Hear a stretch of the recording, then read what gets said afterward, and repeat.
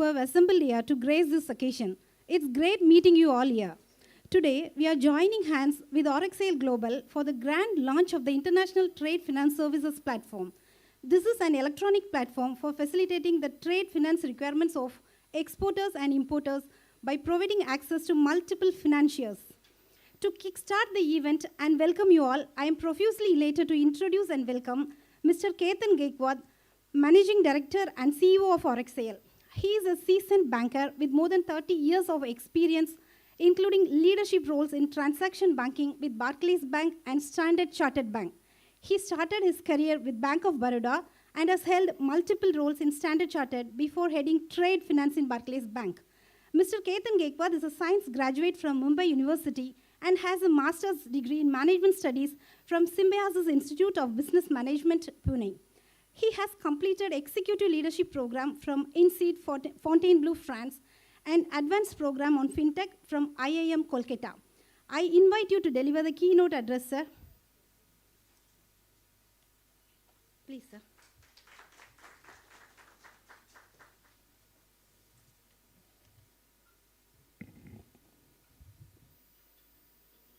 Thank you. Thank you for the wonderful address. Thank you. I welcome all.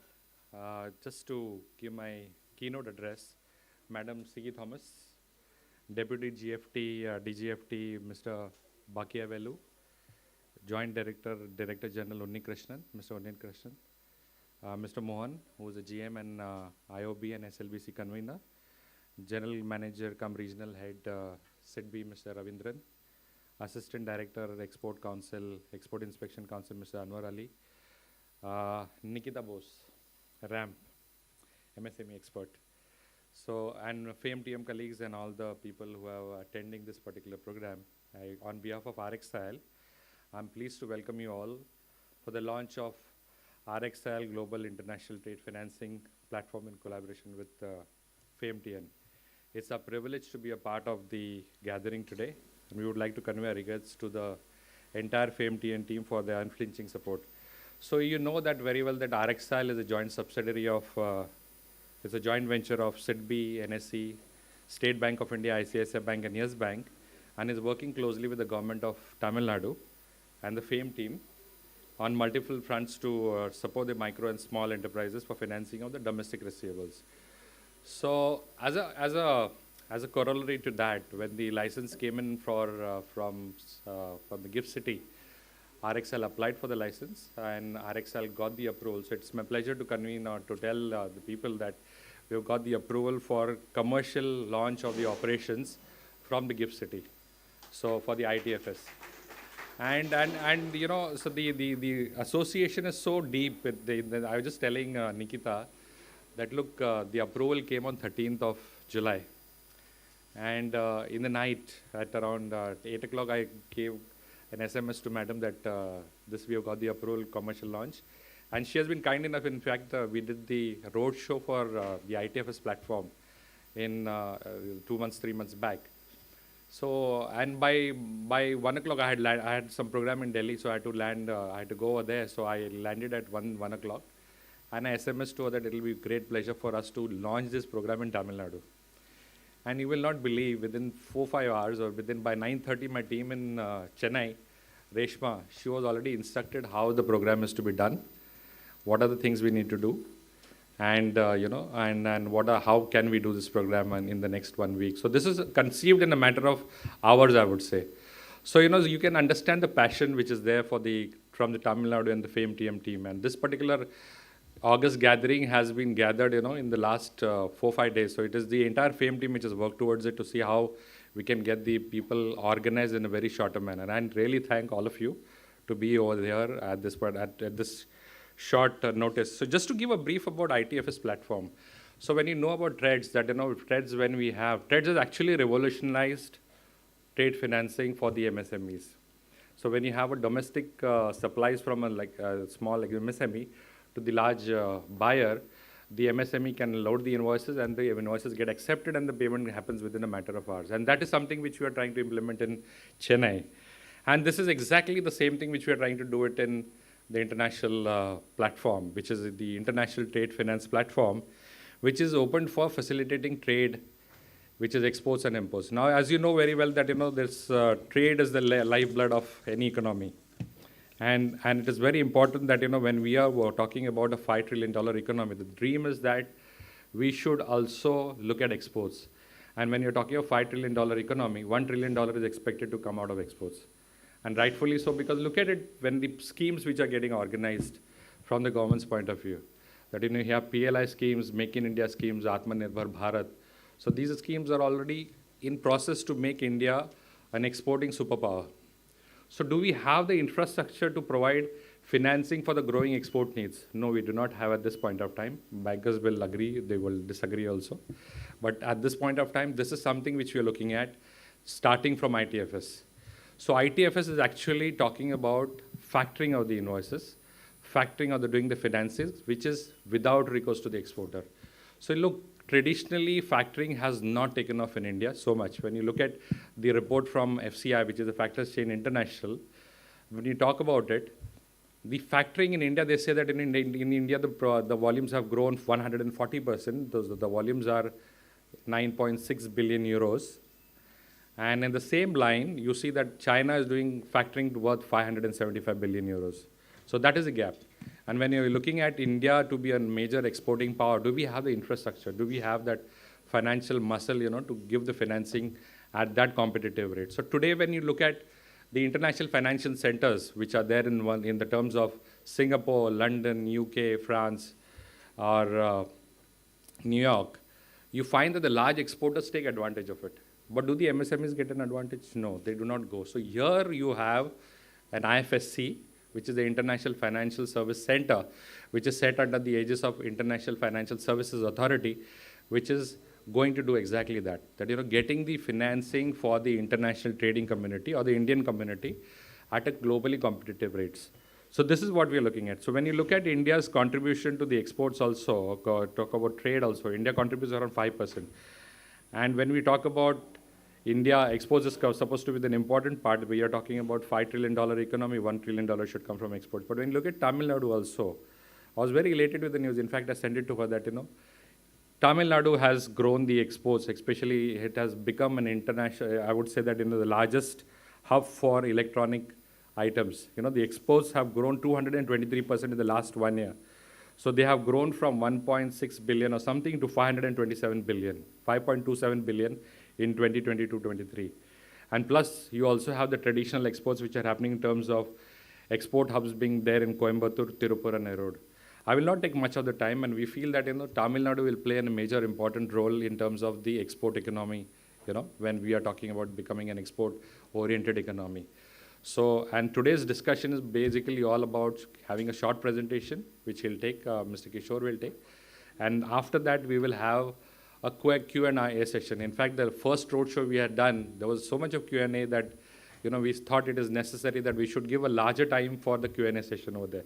So again, I thank all of you for making some time, coming over here, and I know actually encouraging us that, this is something which we need, and we look forward to all your participation. And I'm very happy and I'm very lucky that, we are launching it from Tamil Nadu. Thank you all. And I look forward to the presentation from Kishore from ITFS. Thank you. Thank you, sir. It's my privilege to invite our Honorable Managing Director of FAMTN, Tirumati C.G. Thomas Vaidyan IAS, and Mr. Ketan Gaikwad, Managing Director of RxAL, to exchange the Memorandum of Understanding between FAMTN and RxAL Global IFSC.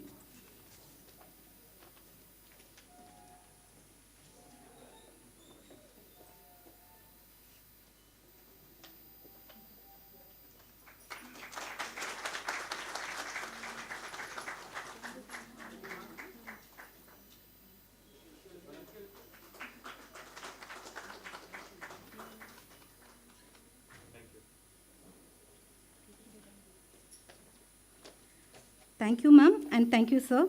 I cordially invite Mr. Kishore Pradhan, a banker by profession with varied experience of more than 28 years in trade and financial services. He has served in Standard Chartered Bank, HSBC, ABN AMRO Bank, and Royal Bank of Scotland. His last assignment was with JP Morgan Chase Bank as Vice President. Mr. Kishore Pradhan is a domain expert in banking and financial services and has a vast experience in delivering these products. He is a management graduate from Mumbai University and a certified documentary specialist. Please enlighten us on the ITFS platform, sir.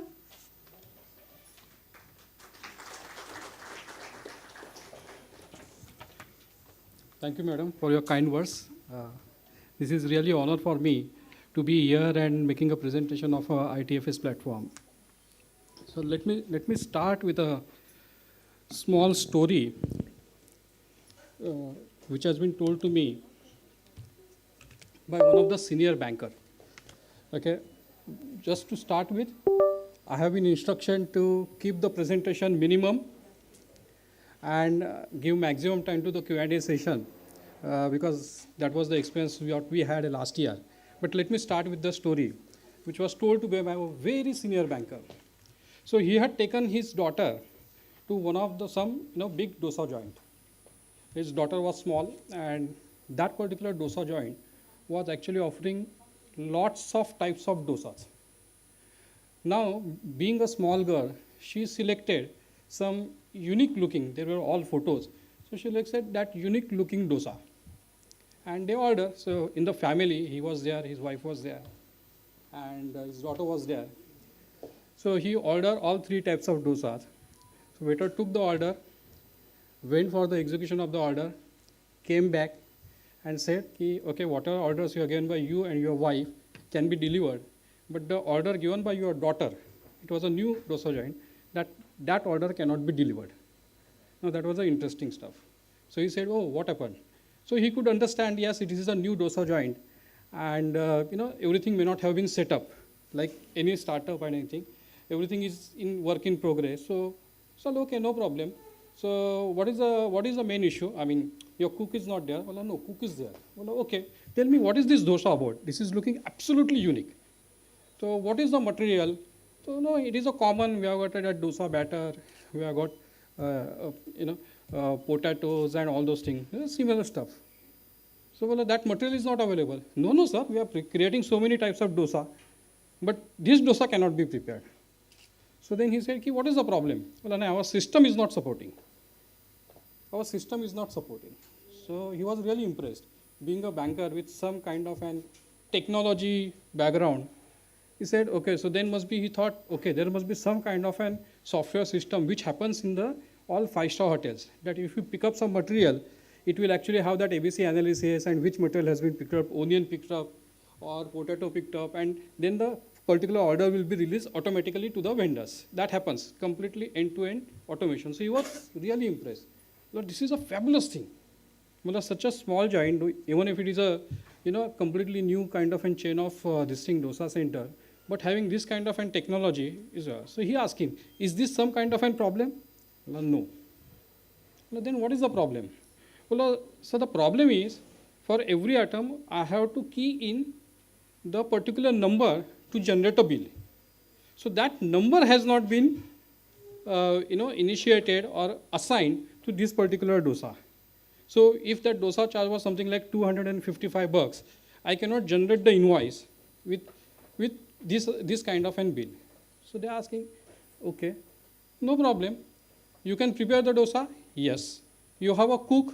Yes. You have all the material required for the dosa? Yes. So technically, if you keep aside the system, you can prepare the dosa and deliver it? Well, yes. Well, then do it. You give me the physical bill. He said, no, that's not our policy. Now, okay, then he suggested another thing. Use the same, another number with the same amount. So if it is a 255 rupees per dosa for that unique dosa, use some different number. I'm absolutely fine. I'm doing it for my family, not for office expenses. So you can actually generate a bill of same amount and I will pay you. No, sir, that's not our policy. So when they actually did not offer the dosa to his daughter, they took something else.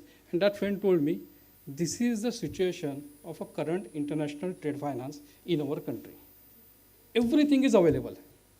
Everything is available in the country, outside the country. As Ketan sir has suggested, that big corporates gets the advantage of all the facilities, products, structures within India, outside India. What about the mid corporate? What about the MSME? who doesn't have access to this kind of a structure, this kind of a knowledge. Question is, when banks trying to support this kind of an MSME, even bank find it difficult to help this MSME. So if you really look at it, for an exporter, his demands are absolutely simple. What is he looking for? He is actually looking for simple financing, working capital financing. If there is no collateral security, he is really happy. If it is a without recourse financing, he is really happy. He wants some additional financing, he is really happy. Now the problem is he actually going to get it? How does it actually get a additional financing? When you go to the bank, as an exporter goes to the bank, and this is a traditional banking. So I'm not blaming banking. I have been a banker for last so many years. Bank will look at his balance sheet, bank will look at all his ratios, and they will decide what is the limit which need to be assigned. And they will give that limit. Whether that limit is sufficient, which is calculated based on the past track record. Are we going to look at any kind of a financing option for MSMEs, looking at his future business potentials? Today his export or today his sales is suppose 10 crores. So he will always get limit which is based on 10 crores. But for next 2 years or 3 years, he will need additional financing to increase his sales from 10 crore to 20 crore. How does he manage that? There is no answer. That's why this banker always keeps telling me. So this is the DOSA theory, which actually taught me a lot of things from my, got that, taught by my daughter. This is exactly what we are trying to do. Whatever we have, I'll just keep the basic stuff. Whatever we have, can we offer, whatever the global products what we have, can we actually release that option to all the mid-market and MSME corporates? Yes. Why not? How do we do that? It should not be limited to all global clients, big corporates, AAA rated corporates, or only limited to big banks. How do we do that? That is what the exact concept of this ITFS platform. What are we going to do? We are going to reimagine the entire trade finance. Entire trade finance. The financing should be available to each and everybody. Whatever the structures, whichever way it needs to be structured, and how we can reach out to global resources. Let us not look at the situation that we are talking about the financing only within the India. How do we achieve the entire financing options, different structures for the MSMEs? When they will get a cheaper cost of funds, when they will be able to get completely without recourse structures, when they can actually borrow without giving any kind of an collateral security. And that is the option for all the corporates, all the exporters, and this is a new area of increasing the business to all the banks. This is what we are offering. So if you really look at this particular marketplace, who we have? We have exporters, we have importers, we have banks, financial institutions. And who are these banks? Not only in India. These are the banks which will be on the platform, not only from India, but from US, from the Europe. Importers will be there not only from India. Whichever importers are keen to get enrolled on this kind of a platform, more than happy. Exporters will be from not only from India, outside India. It is going to raise the entire options of raising finance globally. We recently did a deal where exporter was in India, importer was in Greece, financing was done from Germany company. It is a FI in Germany. That's what we are trying to look at it. How do we look at it? We have different structure. I mean, to start with, being a new company, we are looking at, export financing. We are looking at export financing with recourse, without recourse. We are giving the import financing, export factoring. There are multiple products which can be offered, which can be structured for a specific requirement of the exporters and the banks. I will try and take you through some system snapshot also, which will actually help you to understand the product better. So this is exactly what we are trying to do. We are giving the open platform. We are trying to actually help the MSME exporters to raise the financing with or without recourse from the global resources. So basically what we actually always keep calling Vasudhaiva Kutumbakam, we are actually bringing the world together. We are bringing all the global guys together. When we are talking to the banks in US, there is a lot of discussion happening for a lot of services and of course being a financial on the platform from some US bank, some European banks. We are looking at opening the doors for these MSME exporters to get the financing from these resources. There are different products like factoring. We are looking at the import financing also. I'll not spend much time. I will reserve that time for the question answer. So the process is simple, absolutely simple. If the exporter has any export in any countries, we can actually discuss the structure with them, whether they are looking at with recourse, without recourse. If it is a without recourse, we can try to offer some kind of an without recourse solution which is backed by some kind of an credit protection. Now this is going to help the banks, where bank is willing to take the risk on the buyers. There are basically two types of risk when you are actually looking at the export transaction without recourse. One is the financial risk and another is the performance risk. Performance risk is associated with the exporter.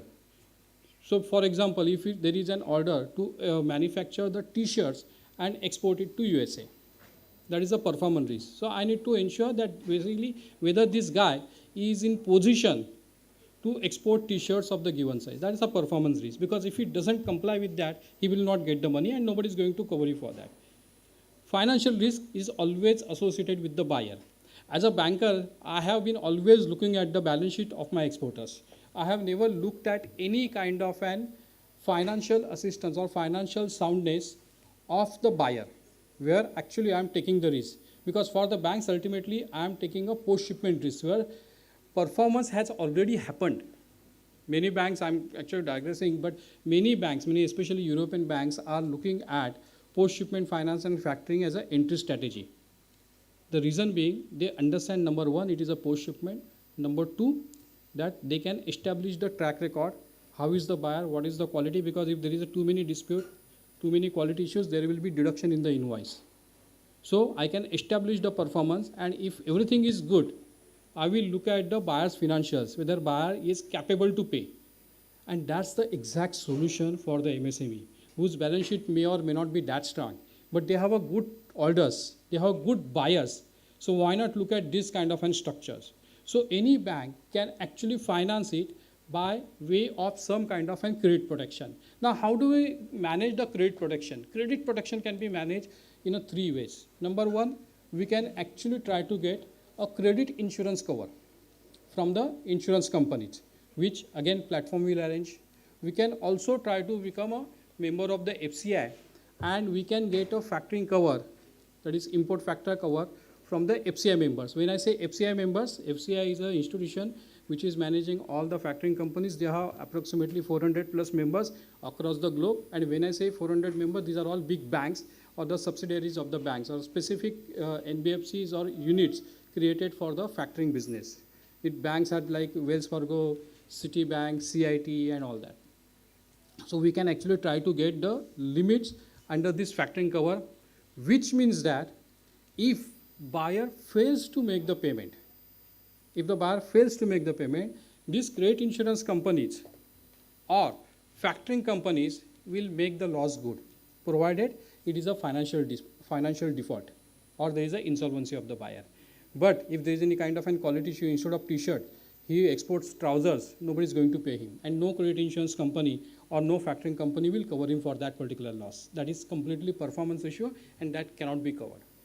So when we are actually trying to structure a factoring or the without recourse financing, this can be with credit insurance or with credit protection for the factoring companies. We are already, ITFS platform has already become the member of FCI. And I'm really happy to share with you that FCI has created, I'm sure most of the bankers will know about the FCI Factoring Chain International. They have created a specific category of technology partner only for RXL Global, and henceforth this is the first time a marketplace has become the member of Factoring Chain International. And now they will start onboarding other marketplace globally, slowly. So for them, it is the first case is the RXI Global, and we have become the first case, and we could actually break that ice. And after, I think, after almost 25 years, because I'm personally dealing with them for almost 20 years, if RXI Global is the first technology partner marketplace on the FCI membership.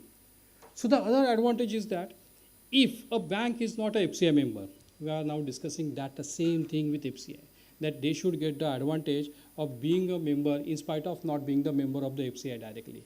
So whether we can do that? Yes, we are able to structure that, and very soon even that will be launched. There is another third way which many banks or many institutions have ignored. So we can actually arrange a credit protection backed by internal banking lines. Now what happens if you really look at it, the basic problem with most of the financial institutions or banks is whenever I want to give the loan or the financing to big corporates, they are doing that agreement, but there is no utilization. So lines are completely unutilized. And whoever wants money because of their balance sheet or a lack of collateral security, they are not getting the money. So what we are trying to do, when banks have this kind of an unutilized limit, they can be given this kind of an credit protection, a financial comfort to the financing bank that if this particular client fails to make the payment on due date, I will make that loss good because I am taking a covering a credit risk on this particular buyer. This is not something new, believe me, this is not something new. We have been doing for donkey's ages, but this product was always there in foreign banks. Now we are trying to actually implement that in a domestic market, in the Indian export market, where we can actually try to get cover from the foreign banks who has a extra cover, extra credit limit available but not being utilized, whereby it is like a issuance of the guarantee, issuance of the LC by blocking the client limit. So they are going to get some kind of an revenue for utilizing the limit. So banks are very keen. So when you talk about the factoring, this is the new concept which is actually getting into the trend, especially in the factoring market. As a foreign bank, I was in different banks and we used to do that within the group and quite frequently, and we used to do a very good amount of business. But again, this was restricted completely for the large corporate, as Ketan sir said. Big corporates used to get this benefit. We are trying to bring all those benefits now on the table, on the platform to the MSME clients. And believe me, it is not only for the MSME client. It is also for the banks. Many banks, especially private sector bank, smaller private sector bank, nationalized bank, who may or may not have that contacts or limits or arrangement with many foreign banks, we are opening this platform for them also. So typically, it becomes a win-win-win situation for the exporters, win situation for the banks, financing banks, and win situation for the banks which are actually giving the credit limit also. This is a unique solution which is being offered to the MSME exporters. Now what is important? When we actually look at, now a bank will ask me, how do we actually ensure that this is the better risk? What is important? At any point of time, we strongly believe in transparency, security, and efficiency. We want to be absolutely transparent. We are a marketplace. We are not supposed to risk. But the bank which is taking the risk, it is very important that they understand the risk and then they take credit decision. So what we are doing? So we already have a tab with a different service provider where like D&B or CREEF or COFAS, who will actually share all the reports about the exporters and importers. We are trying to get that. We have actually automated our system in such a fashion that whenever there is any kind of a shipment, even that can also be tracked. So for example, if a bank is financing some export consignment, export invoice, and the destination is a US, it will take anything between say 30 to 45 days to reach US, sometimes 60 days. And financing happens much before that. So in that case, How do we actually manage? Because buyer has not received the goods are in transit. So banks are still not much comfortable on financing it on without recourse basis. So we have tie up with some service provider who can actually show the actual location of the vessel in the sea.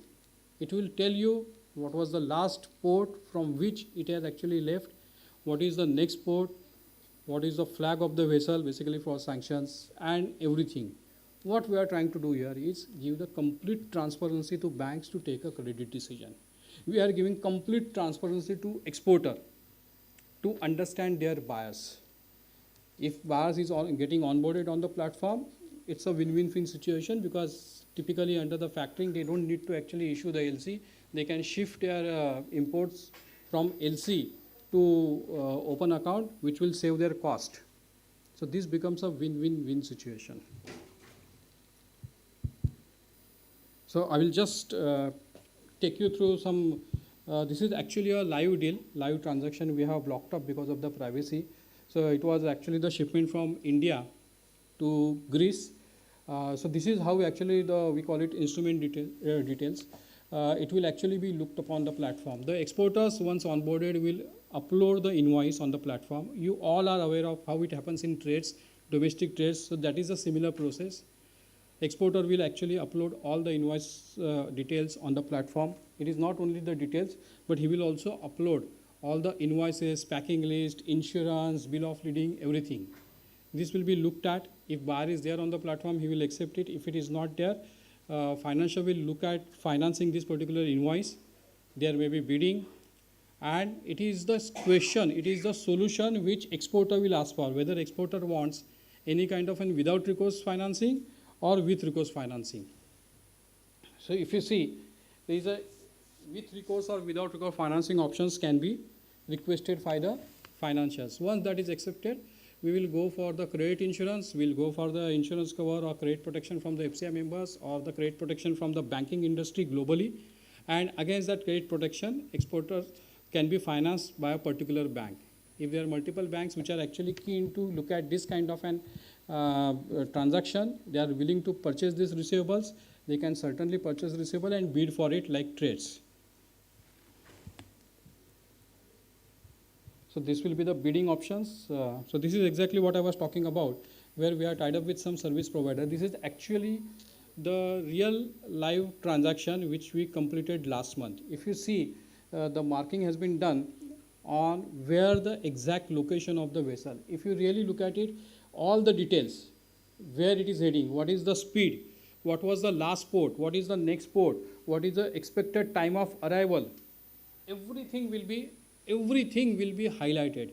It increases the comfort level, and many banks actually have shared us appreciative message that because you are actually sharing those deals, we are quite comfortable looking at it as a genuine transaction. There are many incidences where there is no shipment, but then still transaction gets carried out and banks get some kind of an fraudulent transaction. That can also be avoided. So it is very important for the exporter and importer also. They can also track it. So what we are trying to save here is what we bring on the platform. We are bringing the world together for the MSME exporters. We are bringing the global financing opportunities to the MSME exporters. We are bringing the complete transparency and security for the banking industry to finance it. Whether you have a insurance policy, well and good. If you don't have insurance policy, well and good. You can still go for the credit insurance backed by the platform. There will be separate structures and documentation need to be signed. Absolutely. What is the bottom line? Bottom line is financing at your fingertips, completely digitized. When you are doing the factoring, we also need to ensure that there is a notice of assignment, deed of assignment. Everything is completely digitized. You do the transaction, there will be auto emails, auto alert generated. Notice of assignment will be released. Deed of assignment will be executed completely online. The buyer will know whom to pay, what to pay, when to pay. As simple as that. So this is what we bringing to the table. So we look forward to onboarding you for this kind of an unique offering where as a banker, I'm more than keen to talk to bankers. I'm really happy to speak to the exporters for any questions. I'm just restricting myself here, and I'm maybe we have one presentation. Maybe you can actually spend more time on question and answers. So do we take the question and answer now or after the presentation? So I will stop here. So I think we have one presentation right now. And post that, I'm here and you can ask any questions. But thank you.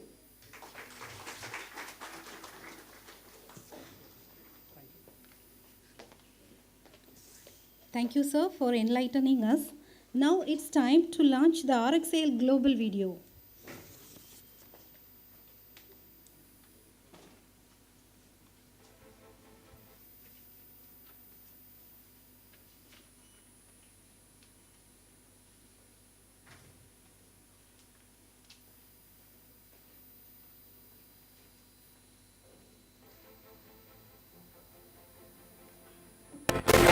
India is marching on the road to economic development.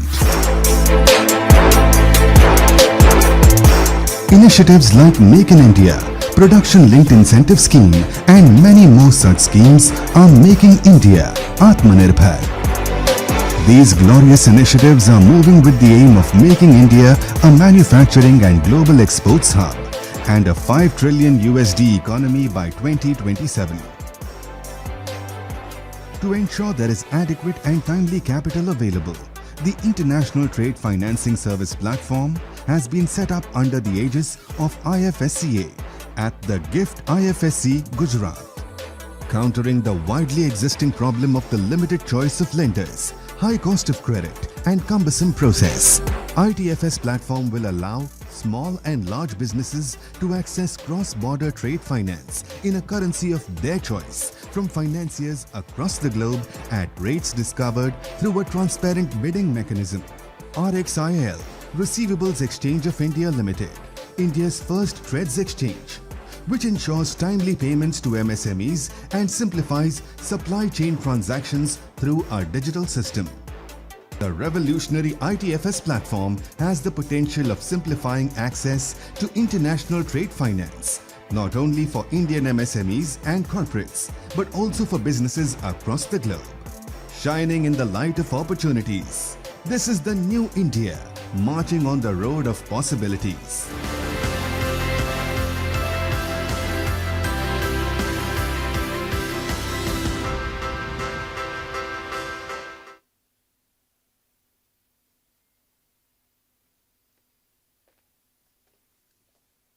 Indian Terrain is one of the leading fashion brands of India that caters to the needs of cosmopolitan men.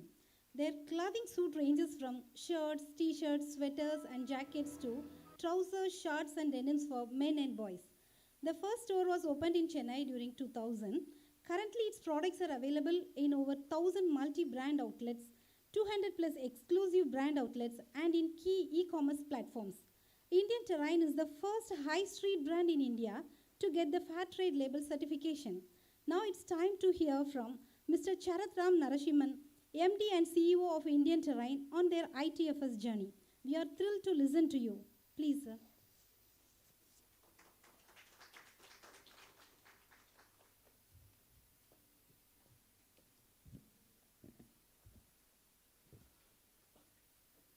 Good evening, everyone. I'm Thomas, Ketan, colleagues, bankers, exporters from the community, and all other people present, dignitaries present here. Actually, I'm here to share as a customer. You've heard the banker side of the story from Ketan Kishore, but as a customer who has been using this trade finance as a platform in both domestic and actually one of the first people who did it from the import side, what I truly believe is going to be a potential revolutionizing of the entire finance ecosystem for manufacturers, for exporters, for importers, and I genuinely believe the biggest beneficiaries of this will actually be the financing community, which is bankers, NBFCs, and so on and so forth. I'm going to share this journey at two fronts. We have been associated with RxL and Threads as a platform for more than 7 years now. We're one of the first adopters of Threads as a customer. As a customer, Indian Terrain sources from MSMEs primarily. We source from MSMEs in Tamil Nadu and Karnataka, etc. But one of our philosophies has always been to source from MSMEs.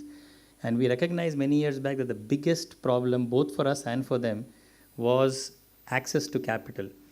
So when this whole platform came around few years back, we were the first adopters who jumped onto it, who understood, and today we very widely use in the domestic business the Threads platform, both with all the three exchanges, very commonly, and we are very proud to say there are so many of our bankers who are present here today who are associated with us, who have been with us in this journey. We continue to expand our portfolio.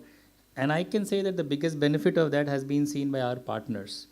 Many of our small MSME partners are now able to scale up because they are now able to see beyond whatever their traditional working capital limits. They're able to use these facilities. They present invoices immediately. We just have to accept them. It's a digital platform.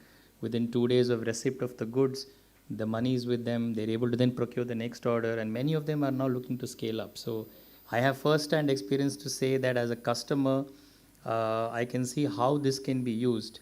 If there is anything that I can say, I genuinely believe it is not even being used to 20% of its potential by both customers and by bankers. So I really think that there's a huge opportunity waiting to be played. We are one small example of what can be done, of how we can use this platform to really scale up MSMEs. I can also say that we have a sister company which has been in exports, which is in exports. And more than a decade back, when I had the same struggles like many exporters today of limited working capital facilities, every rupee increase has to be backed by collateral and etc. and the process and you all know how time consuming that process can be. And there is the other aspect of exports. It's not linear. It doesn't happen every month in the same quantity. You know, if you're in the apparel export business, then you have huge peaks around the Christmas season, and then again huge peaks in the month of April and May, and you will definitely exceed your lines of credit by many fold over.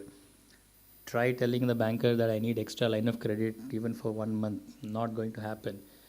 We have been able to use factoring as early as 10 years back. And that time we realized that there was no factoring facility available here. It was completely dependent on overseas factors, the buyer's credibility. Today, this platform will probably open that up 10x. It will still depend on the buyer. It will still be something, but I think the opportunities will be manifold. It will offer a uniform platform for, I think, Indian bankers and Indian financiers to also be a part of it. And just to tell you how we push it, and Indian Terrain, we import as well. We work with MSMEs. We also import from some customers in Bangladesh. For many years, our business was restricted by LC limits. I have only so much available. I can only play within that with my importer. And I was not able to utilize it to the extent that I wanted to. And 3 months back, in a conversation that we were having with the RxIL team out here, and we were talking saying, why don't you do the same thing that you're doing in Threads in India for an import? And they said, yeah, we're actually having something around that. There is conversation happening, and said, we're happy to be a first pilot if it works. And so we went down that path, and today we just completed our first transaction 2 weeks back, where we work with an exporter from Bangladesh. He's one of the biggest in that country. He wants to grow the business with us. We were restricted by our LC limits. We facilitated this entire thing through the I don't know, is it the ITFS platform, Ketan? Yes, it is. We had a financer from Germany. And so there's a German financer who's taken a view on us as a company through that exporter in Bangladesh. And it was a very seamless transaction where he just shipped the goods, uploaded the invoice. We just accepted the goods when they received our warehouse, and we just QA checked. Boom, he got his money within the next 24 hours. He confirmed to us that all received. And we are very clear what we have to pay. And price discovery was brilliant because obviously it's a global financer and he understands his business. Truly win-win-win. right? Win, win, win, win. Three of us won, and I think RXL also won in the platform. So it is win, win, win, win.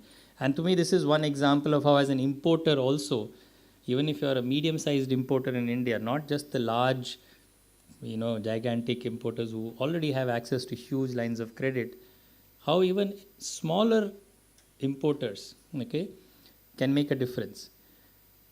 I can say with great conviction that all of the dreams that we have as a country will only come to fruition if the middle works. You know, like in health, it's the same thing, right?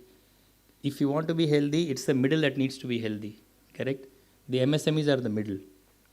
If they are not healthy and they are not kept healthy, the top will collapse.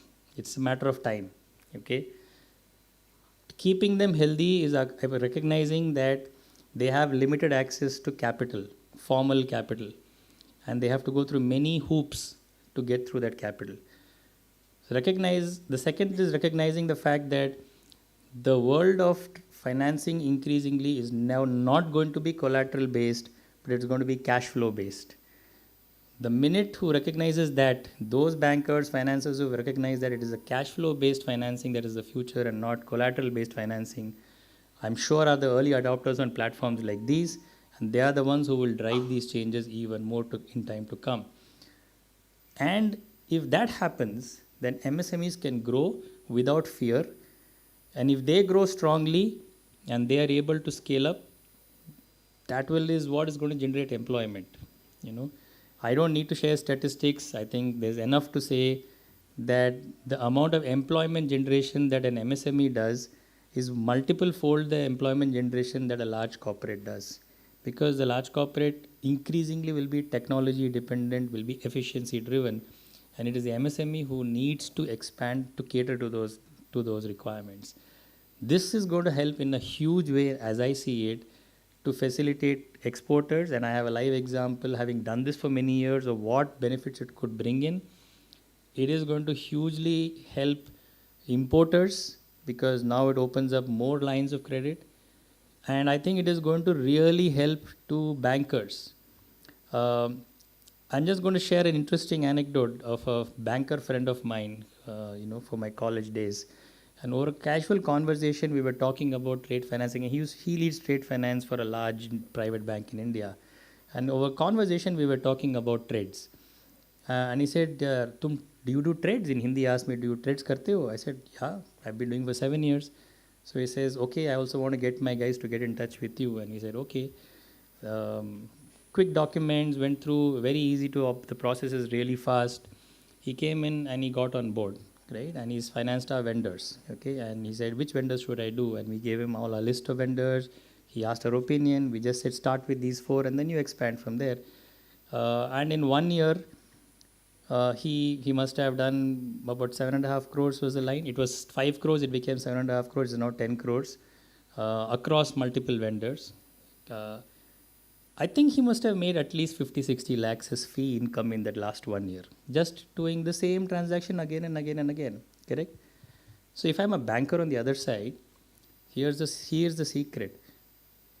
Zero risk, fee income, waiting to be made. Because you're taking a view on the corporate, you're not taking a view on the small MSME, you don't have to worry about the risks, you don't have to worry about what will happen and have to answer so many people. That fear is out. You can boldly go on the back of the fact that you're actually taking a view on good corporates, good quality corporates, and use that to support the MSMEs. So it's win-win. Even the banker wins in this case because they're actually going to make some good healthy income through this process. So as I see it, this facility, whether it is the domestic facility, which is now really starting to see huge transactions, which is the TREDS platform, or tomorrow this ITFS, which is going to do the same thing for the export community and the import community, opportunities are immense to be made. It's going to truly be a win-win opportunity for both the exporter-importer community as well as the banking community, because it will open up huge opportunities for both sides to really make it work. And I think that recognition, and the more I would invite everybody to use our example as an example to say how you should use this innovative features which are available. And as Kishore said, this has already been there for 20 years in this country. It is not something new, but it, you know, in Hindi there is a big saying, हर चीज़ का एक वक्त होता है, as they say, which is, you know, everything has its own time. This is the time. Now we are getting into manufacturing in a huge way. We are a big consumption country. We are going to have huge imports in the next decade. We are going to have huge exports in the next decade. The one thing that we need is capital, which is at least 10x more than what we are currently having access to. And the truth is, this capital lies outside this country in the form of huge pools. Making that available to us is going to be the success, and this is the platform which is going to make it work. I have first-hand experience of how this works, and I can say it's very smooth, to the extent that my importer in Bangladesh is already calling us and saying, okay, now that everything has gone smoothly, when can I ship the next goods? And we're like, okay, we are going to manage it based on our cash flows.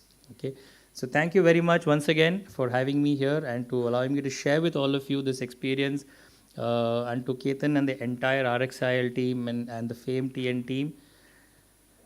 MSMEs in TN, and I say this because I have an MSME on one company, and I deal with MSMEs every day for the last decade, and I talk to them every second day. This is an opportunity which has to be used. To the exporters in this room, fiercely go and fight with your banking friends and others. Okay, don't go outside, don't worry about it. To all the bankers in this room and all my banking community friends, encourage you to please continue to use more and more of this, both for the trades and for this. It's a wonderful opportunity for you to expand and to really grow the pie and support the MSME business. Thank you very much.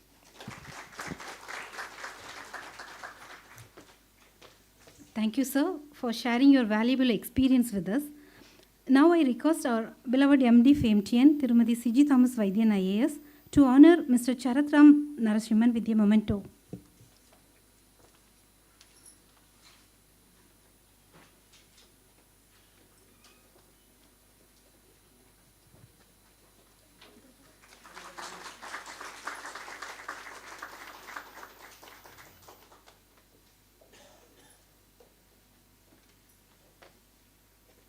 Thank you, ma'am. The forum is now open for questions.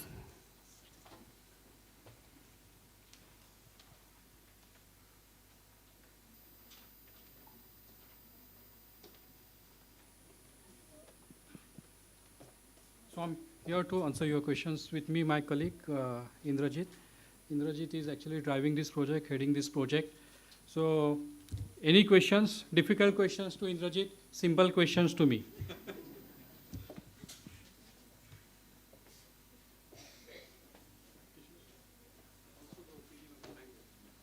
So may I request any banker, maybe Mr. Gopal or somebody, if you can actually share some of your opinion, some thoughts on the ITFS projects, anything which you want to share, sir.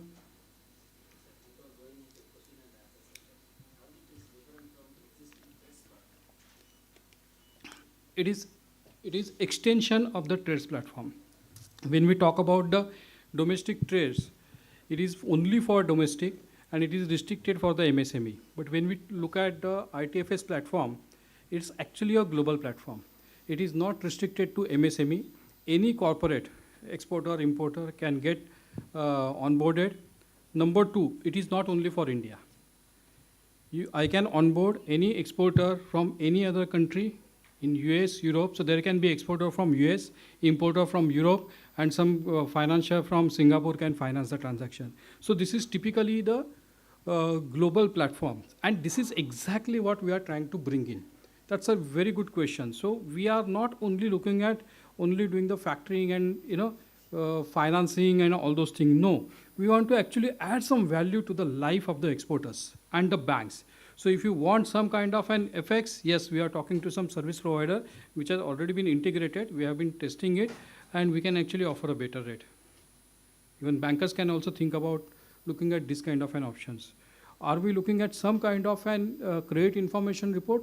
we had tied up with more than 2 information bureaus and companies who can actually give the report. See, the idea is one company may be very strong in Europe, but another credit information company will be strong in USA or African countries. So we had tied up with all those, and we are trying to ensure that whenever any bank is trying to take any kind of an exposure on any of the client, we will get the best report for him, share it off. That's not all. When you are actually getting onto a transaction, as sir was saying, he is there for 7 years. Now look at the track record. Track record for last 10 years to receive the payment, to make the payment.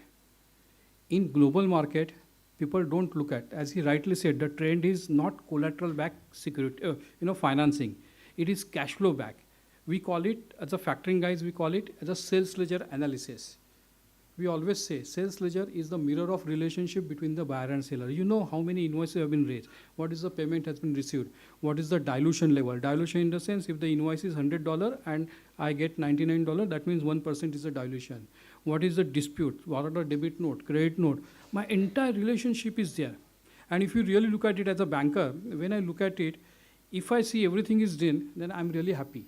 Again, I'm going back to the basic concept, which most of the bankers normally don't get into it, is dividing the risk into financial risk and the performance risk, which is the base of factoring. Unfortunately, we look at it from the traditional way of financing. This is the way, we have been going on. But when we actually look at this kind of a relationship, and let me tell you, we have also come across many such incidences, that if there is any kind of a cash flow problem, it will impact the quality first.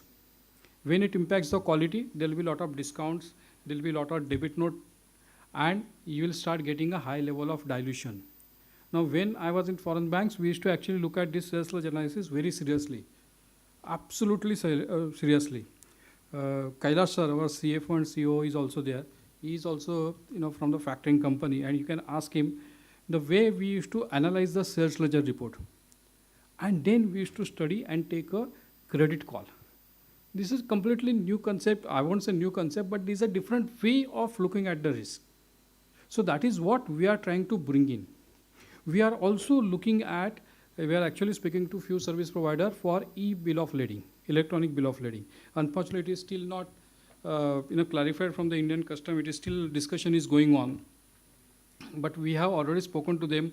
There are some intricacies involved, because then technically you can actually have an electronic bill of lading which can be converted into physical bill of lading, because not many countries will have an electronic bill of lading. Then physical bill of lading converting into electronic bill of lading. So there are a lot of processes, and this has to be done in a proper fashion with a proper legal understanding. So we are already negotiating with 2 service provider to offer this service. This may not be applicable in India at this point of time, because it has to be approved by the customs. But that can be certainly be offered to some other guys.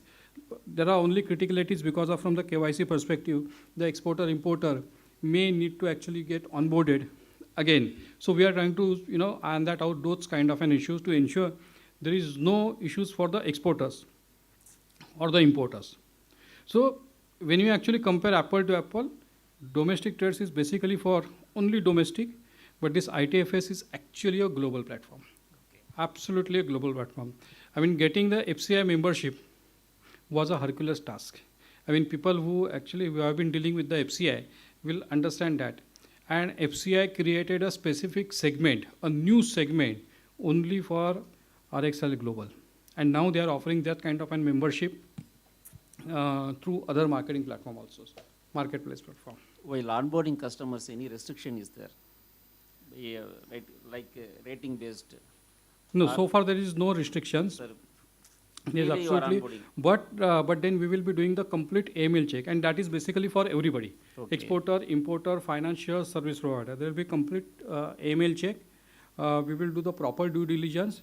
I mean, to be honest, I'm being very, pardon my rudeness, but if there is a, defaulter, or RBI has created some issue, Yes. or it is under ED investigation, then banks will always have a problem with those kind of a client.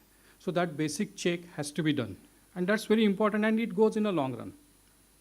Okay, thank you.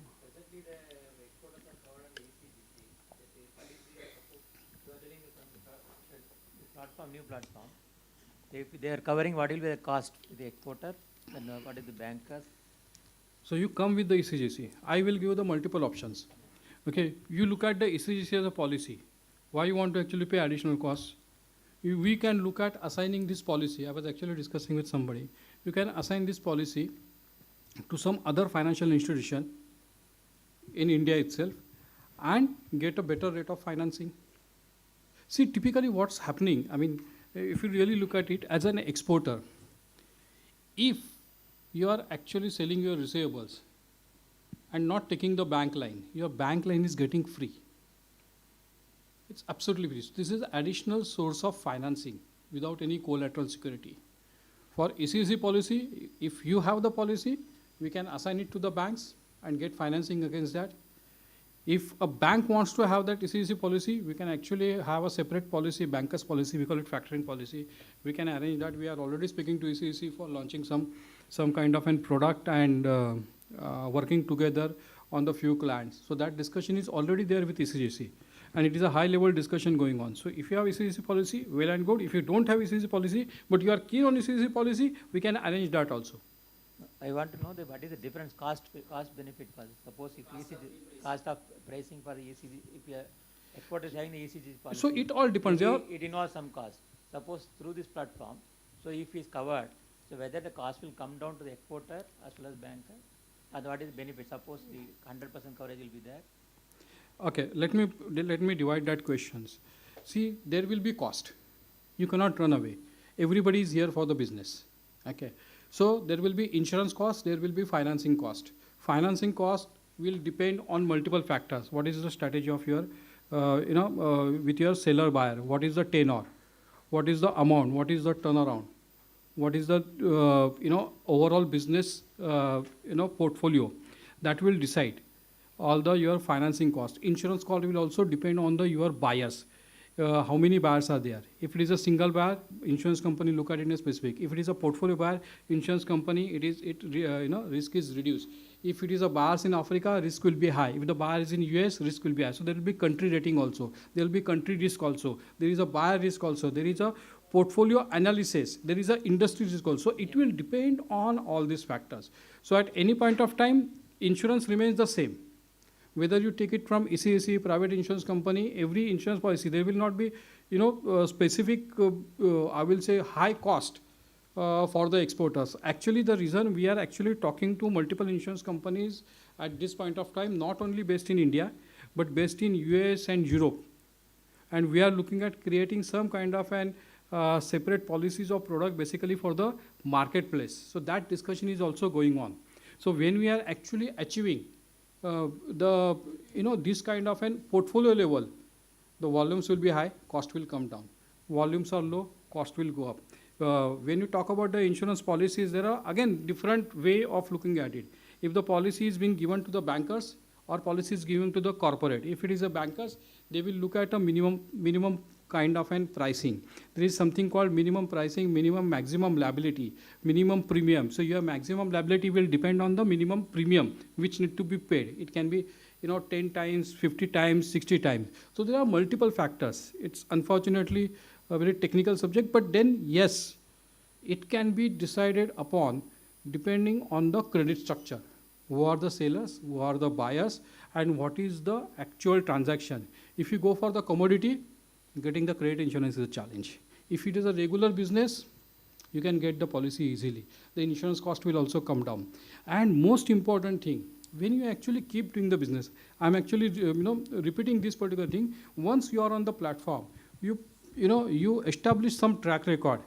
On the basis of that record, that's going to benefit only you. I mean, many people can actually give the example in domestic trades also. For some clients, the cost started at around 8%, 9%, and or that. Over a period of 2 years, the cost has come down to something like 6.5 to 7%. I don't want to take the names, but this is the fact. You are going to challenge your own pricing, and that is not only for the banks. That is for the insurance company. That is for the service provider. See, why are we spending? Our intention is to ensure there is a complete transparency. Getting the credit information report for one buyer is a costly affair. If you go, you will get 10,000 plus. I'm just highlighting it. I'm purchasing it for you. You have that access, you look at this, take your call.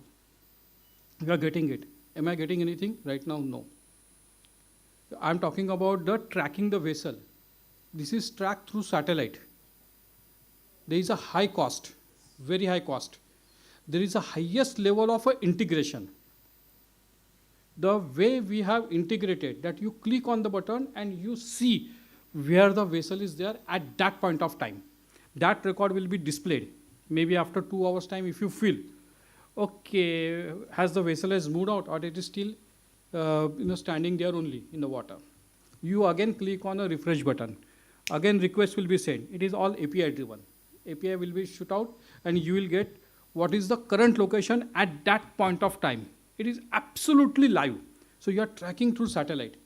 And those kind of an infrastructure we have created basically for exporters and the financiers. See, ultimately it is a digitized. And from the India perspective, we always believe in the documents. As a banking person, I have spent 30 years looking at all these documents. So for any bank doing financing, I'm being very honest, doing financing only on some images is challenge. How do we come over those kind of an concept? I'm an old banker. I'm from the old generation who has seen actually the banking accounting entries in the register, big register which can be opened through the keys and all those things. So I'm from that era. Even today, these guys give me any kind of a document, I request for the printout. And I make the changes and look at the document. I'm from that era. So if I'm trying to convince myself, there will be other guys from the credit side who will need to be convinced that yes, this is the genuine transaction. This is the way I can go. So how do you satisfy a banker? See, unless until I satisfy myself, I will not be able to satisfy or convince any other banker. And I'm not talking about the Indian bankers. I'm talking about the global bankers. I have interacted with lots of banks in MNC segment. You name it and I have interacted with them. I spent my career in MNC banks, multiple MNC banks. And when we are talking to them to convince them for something, it's the biggest challenge. But we have been doing that. And to convince them, we need to ensure there is a complete transparency. You know, for us, and we are a regulated entity, our regulator says we have to do the entire AML KYC. We are doing everything. We are doing everything without a single objection because that will increase the confidence on my platform to these bankers. Now, if a banker wants to look at the credit report, it is available. They want to look at the balance sheet, it is available. They want to look at all the invoices, bill of lading, it is available. You just click it and it opens. They want to see, okay, shipment has happened. What is the guarantee? Click, one click, and see the exact location. You say whatever. We are also speaking to some guys where we can actually go for PO verification. There are multiple things happening in technology, and we are going to take the complete advantage of that technology to ensure my system is completely transparent, highly efficient, and completely secure. When you are talking about the technology, is there any idea of adopting the blockchain technology in the entire Yeah, process? part of it, yes. See, I mean, blockchain is, I really appreciate, thank you for that question. Blockchain is the technology which has been implemented many cases. My personal view is that, yes, it is a really highly rated terms. There will be some blockchain technology in some part. It is not necessary that blockchain need to be implemented in every stage of life. Like what we are trying to do is we are trying to ensure that there is no duplicate financing.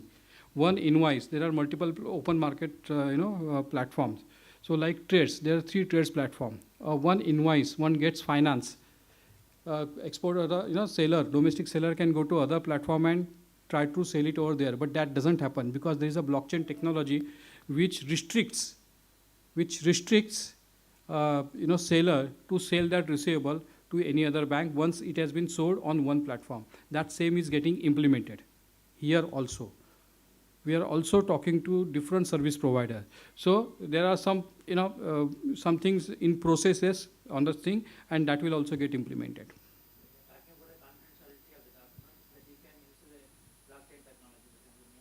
Absolutely, and we are doing that.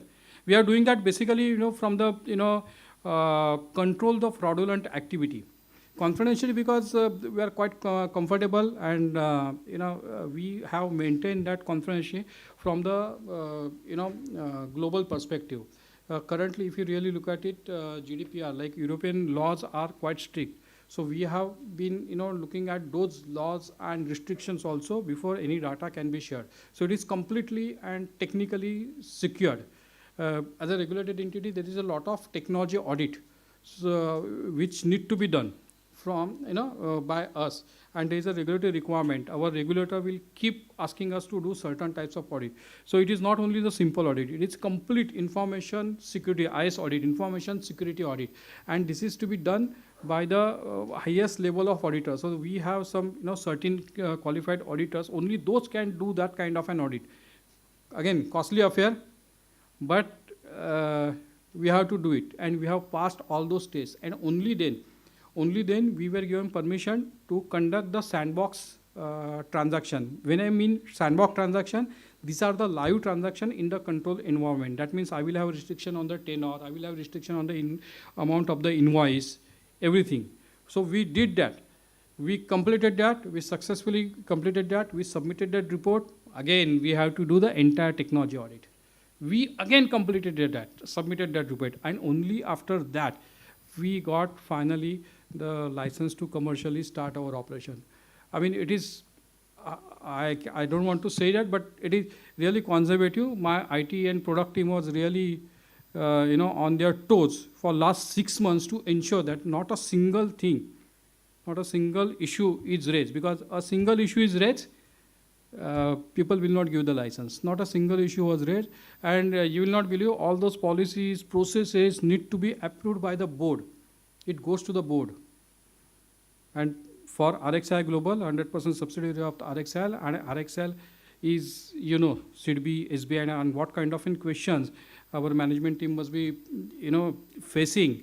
All those bullets they have been facing. Ketan is here.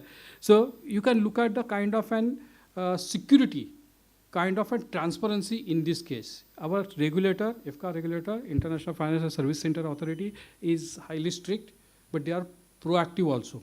They are positive, they are receptive. So they are also asking us if to make this concept a success globally, I'm not talking only about the India, how to make this concept globally. They are requesting us our different feedbacks also. And we are sharing all those feedbacks and all the thoughts, and we are working as a team. It's a regulator, highly strict, highly rigid as far as the security and all the IT related concepts are concerned. Regulation has to be followed, and we have to follow. No two things about it. There has to be discipline. I can say my guys will actually be blame me for that, but then there are certain regulation and we have to follow to the last word. There cannot be. I have worked all the way, all my years, in MNC Bank. There is a complete zero tolerance to adherence of the law. Simple. It has to be followed. There is certain guideline, certain regulation. It has to be followed. Means it has to be followed. No question asked. So we are coming. I mean, if you ask really Ketan has spent most of his time in MNC Bank like Standard Chartered and Barclays. He is very clear. If there is anything, boss, nothing doing, we will not do it. If there are certain guidelines that need to be followed to the last word, it has to be followed. No, and this will actually help all of us in a long run. Let us not look at in a short term. Okay, we have taken 3 months or 4 months for the sandbox testing. We are absolutely fine, but we are looking at a long-term goals. Question is not we are just a marketplace, but we come with some kind of an responsibility. It is the moral responsibility. Forget about the legal responsibility. There are documentation and we will keep fighting. But there is some kind of a moral responsibility. We are playing with the funds. Okay, we cannot do that. Somebody is taking some exposure. Banks are taking some exposure. They are taking the credit exposure. They are actually funding. There is an exporter who is depending on us. We need to maintain that kind of an confidentiality and security in the overall game. And then that's the key question. How do we make the life simple? How do we make it more, automated process? How do we make it, more easy for the exporters and the importers? As sir was saying, he imported from the Bangladesh. So this was the first import financing kind of thing, structured in a different fashion. My team was actually almost 2-3 weeks actually have been having a multiple calls. But we ensure we will go ahead only after entire process has been set properly, and only after that we did the transaction. Of course, there were challenges after that also, and we had to get into call and resolve the challenges. But yes, we did that, and that's the way. We will go slow. We'll go, absolute steady moment. But we know what we are doing, and we are here for the long run. So even if we don't do a big business with a big bank, we are absolutely fine. Whatever we do with a proper clientele, proper financing, and proper satisfaction to all the participants on the platform. As an exporter, with the existing bankers, we are enjoying the pre-shipment facility and then post-shipment facility. Will be the pre-shipment facility will be there in this platform?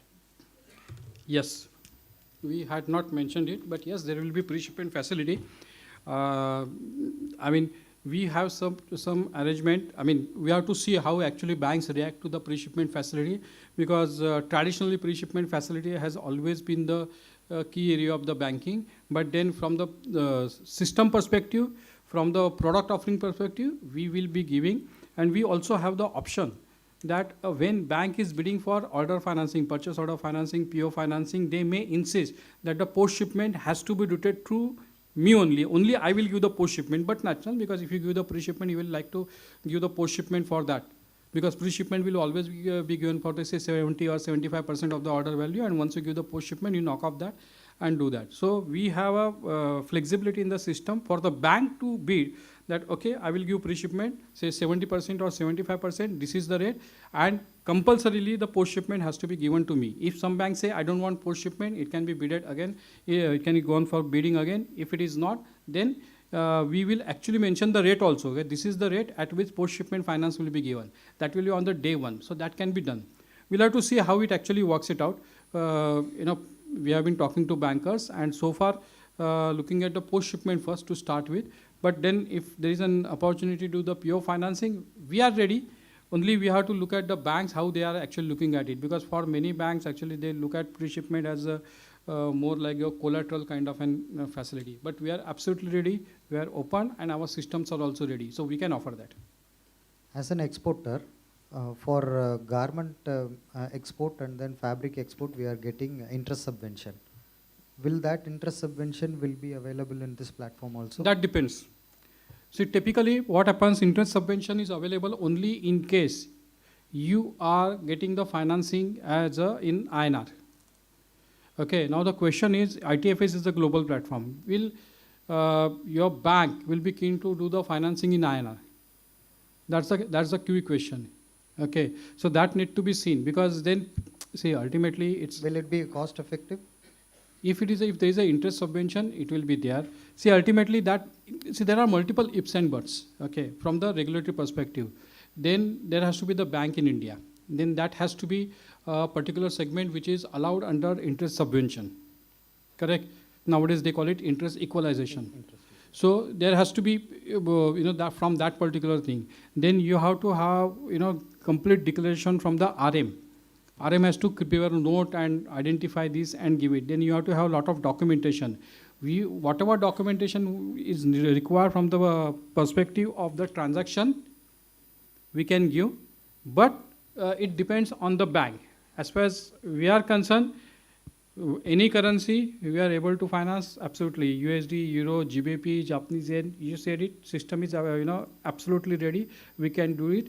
See, the reason is, when you are taking the INR financing, the question is, INR financing, vis-a-vis dollar financing, whether that will be cost effective. That is the decision you need to take after interest equalization. Because right now, when banks are doing it, the fact is that banks pass on that particular benefit to you.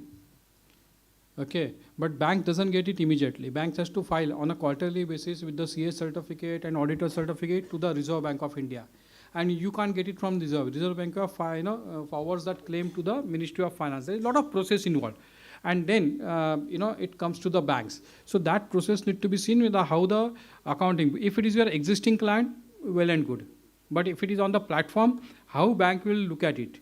If you ask me the question, if the question is, can platform manage in any currency? Platform can manage in any currency. Can platform give me any documentation related to the transaction? Any document can be given. Can platform give any kind of an MIS for that particular transaction? We can give it. We are even giving it the HS code also. It's not only, I mean, we have gone to that level that HS code of your product will also be given. So that will help you for that. Question is, we are ready. We are absolutely fine with that. We have already considered those concepts when we actually, implemented this system. Question is whether your bank will be able to give you the INR financing on the global platform. They will not, or they may not. I don't know. I mean, this need to be seen. We can discuss this, offline also. We can discuss with the bankers also. But, for us, we are set up in the GIFT City. So for us, all the expenses are in dollar. For me, platform can be given. It is as simple. So from the platform perspective, whichever currency you want, we are happy to do it. See, ultimately, अगर मियाँ बीबी राजी तो क्या करेगा काजी?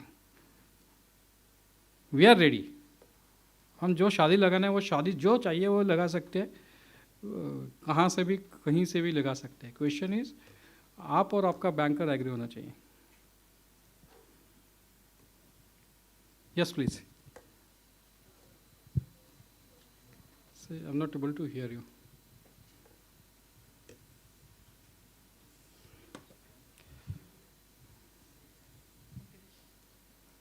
Hello. Yes, madam. Yeah. First of all, thank you so much, sir, for explaining this very good product with so much ease. Yeah. So I would like to ask, as an exporter, I have a case. Like if the invoice is of around 10,000 euros and it has went to one country in Europe, okay, and what if the exporter discounts it as at a 90% thing, like the person gets 9,000 euros, right? And when it reaches, due to transit issue, some 2,000 euros products gets break. So then the importer pays only 8,000 euros. So how this thing can So be then, see, it is very simple thing. I mean, you look at it, you are in existing transaction also. Suppose you have raised the invoice of $10,000 and bank finance you for say $10,000 or $9,000, but there is some issue with the product and buyer also insist on the discount of say 4,000. So buyer is supposed to pay only $6,000. So buyer pays you $6,000. Rest buyer is not supposed to pay. So bank will always come back to you. And that happens. That is a regular process. It happens many times. It is not something that it doesn't happen. It's a common process. And if you really look at it now, when we talk about the factoring is much more technical because we issue the deed of assignment, we issue the notice of assignment, and then technically this 4,000 becomes a disputed invoice because there is some kind of commercial claims. Okay, so in that case, when we actually talk about the credit insurance or credit protection by the factoring company, that 4,000 is disallowed. So your credit continues for that 6,000 only and balance is not covered. So in case, suppose now you have accepted, okay, I need to get only 6,000 and buyer goes insolvent. Then credit insurance company will pay you only X percentage of a 6,000 or import factor pays you X percentage of a 6,000. Then the approved receivable, we call it the approved receivable, will be treated as only 6,000 and not 10,000 because that 4,000 is already disputed. However, after the dispute, there is some discussion and you convince your counterparties, and he agrees, okay, it was my mistake and I'm supposed to pay you 10,000. Then again, after intimating all this information and sharing these details with the insurance company, your credit cover for that particular invoice is reinstated for the 10,000. It happens. See, and technically, we have come across many such cases where the exporter and importer talk to each other and try to resolve this. Because, see, once you get into this, this is the additional advantage.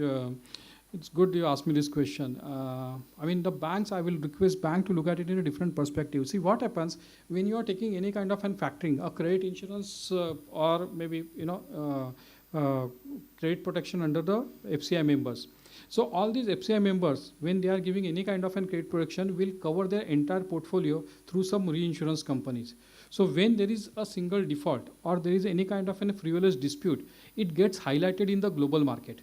Okay, so you can actually fool some people sometime, not all the people all the time. So you can actually, once it is highlighted, yes, this is the problem with this particular importer, all the limits on this particular buyer will get slowly completely freeze on this buyer. And then ultimately that buyer will end up in issuing the LC. Why buyer is actually asking for the open account terms? Because he doesn't want to block his limits. If he wants to issue the LC, this is the best way for the exporter. Why buyer is insisting on open? Because he doesn't want to use his own limits for purchasing. So if he is trying to issue the LC, it is not only limit, there is a cost. And that is not only the LC issuance cost, then there will be discrepancy fees, charges, tracer charges, SWIFT charges, and whatnot. He wants to avoid all those things, and that's the reason he. But once he plays one mischief, and it is proved in the global market, these are all connected. Insurance company, they are actually, whenever they are actually, giving any kind of a credit insurance, their entire portfolio again is reinsured. Even insurance companies, local insurance companies also, you take the name, all entire their portfolio is already reinsured. So it is not that they are taking the rate. Yes, they are taking some part of rate, some percentage of the risk, but their entire portfolio is reinsured. It is all connected in the factoring market. Everything is connected. So we keep saying that once a particular buyer comes into this kind of a program, either credit insurance and factoring, he may delay the payment to his own banks, but he may not delay the payment where his payment is covered under the factoring by credit insurance, because his names get tarnished in the global market. Thank you so much. Thanks.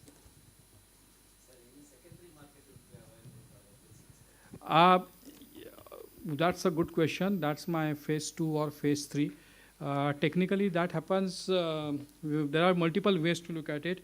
We can look at some kind of an forfeiting transaction. We can look at some kind of an securitization transaction. We can look at pure secondary market transaction. That's possible.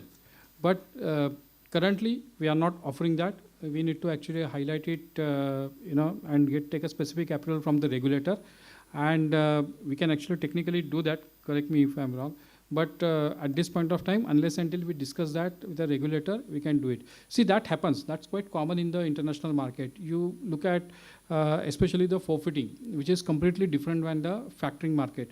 Factoring is basically for day-to-day activity. Forfeiting is basically for big project. When you talk about factoring, the tenor is something like 90 to 180 days. When you talk about forfeiting, the tenor is something like 3 years, 5 years, 10 years kind of an project. So this is basically for the projects and all those things.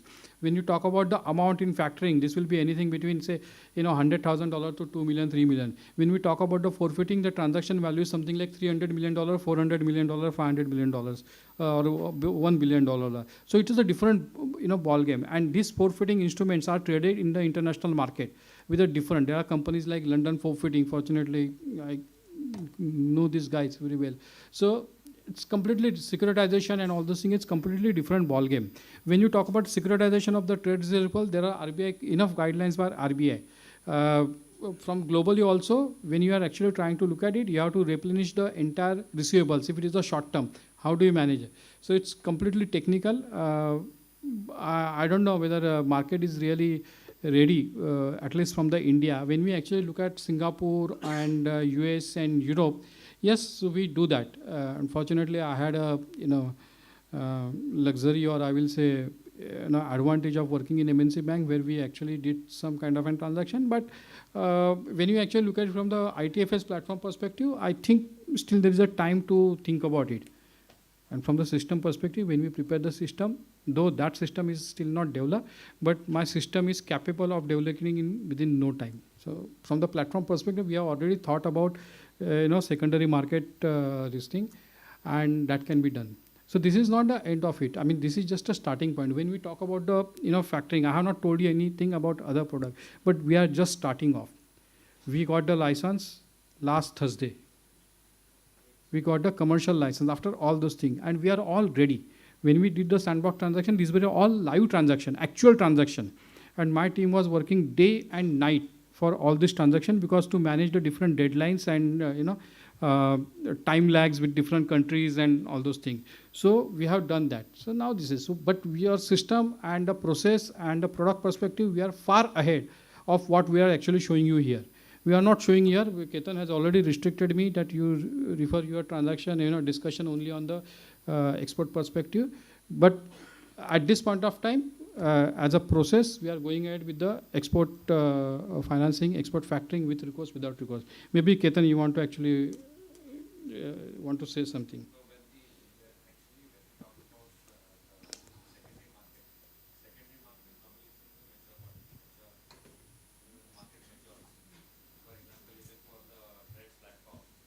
they gave it after 5 years.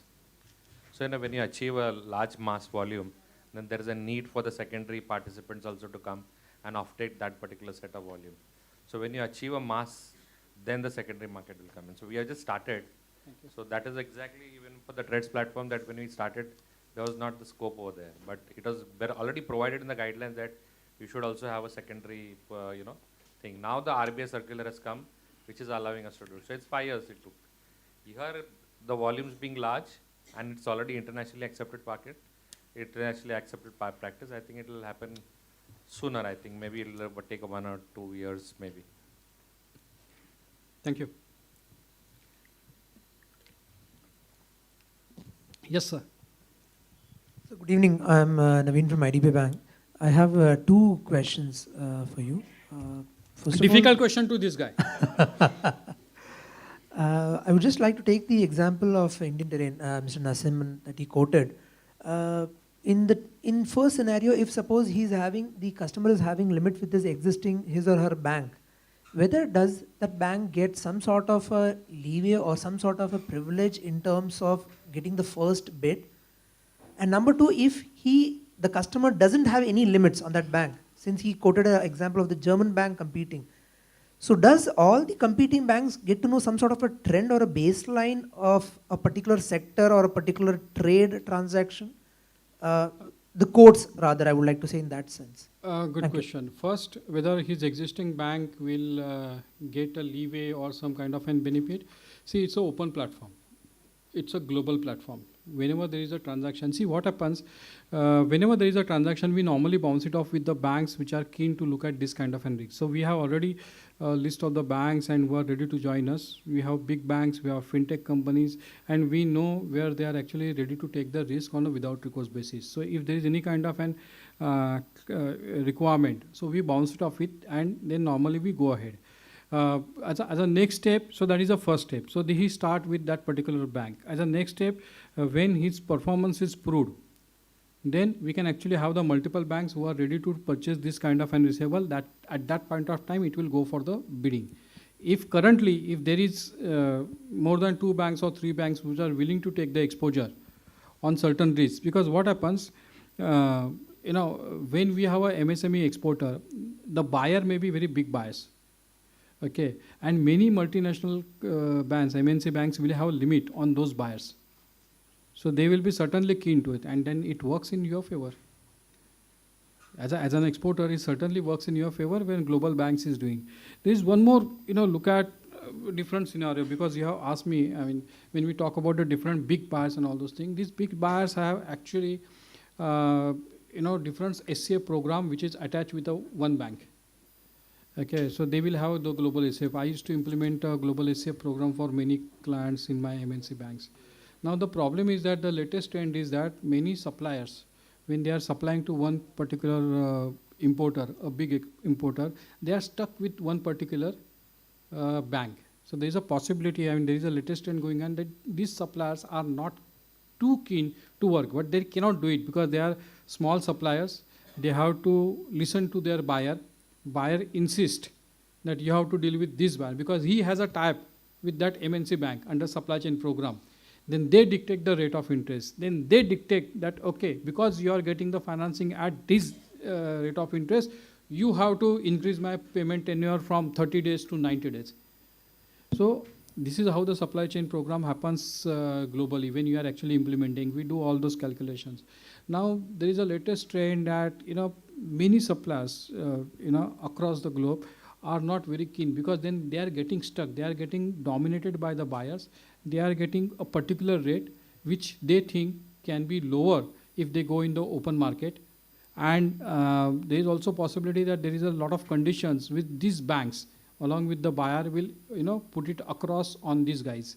So there are different vendor finance program or supply chain programs or payable financing program of many MNC banks. So all these vendors are actually looking for some kind of an leeway, and this is the exact ITFS platform which will give them this option to actually break free from the restricted financing or some financing where they are not very keen or there are some condition which they are not happy or they are restricted to a particular rate of interest.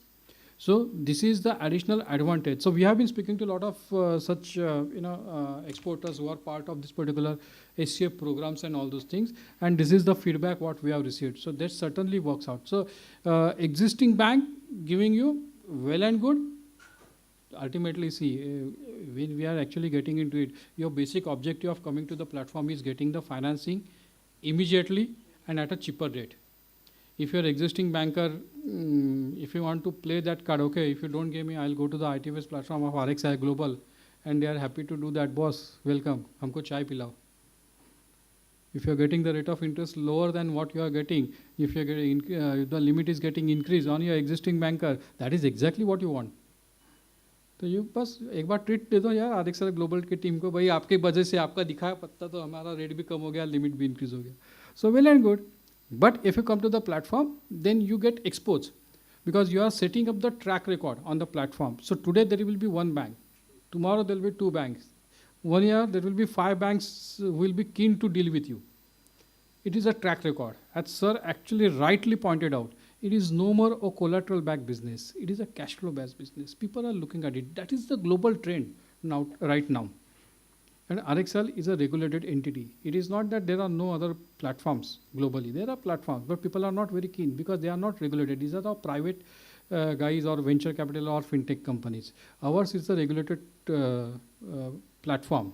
और वो to get this commercial license, हमने कितने पापड़ बेले हैं, we know that. So good. I mean, you asked this question. So I mean, well and good. If your bank is able to give it, good. We are happy. Yes, sir.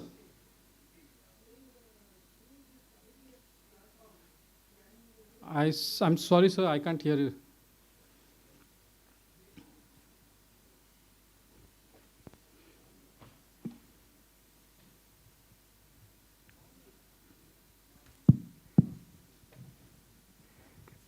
Hello. Yes, sir. The thing is that can I get that measured term loan through the ITFS platform?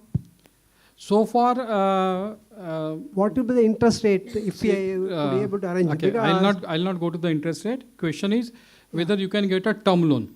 Yeah, term loan. So far, platform is not envisaging any kind of a term loan. We are looking at the working capital financing at this point of time. Okay. Only pre-shipment, post-shipment. Yeah. Is it correct? Basically post-shipment, basically without recourse, financing to the MSME suppliers. Yeah. We are doing 300 crores turnover. What will be the post-shipment interest?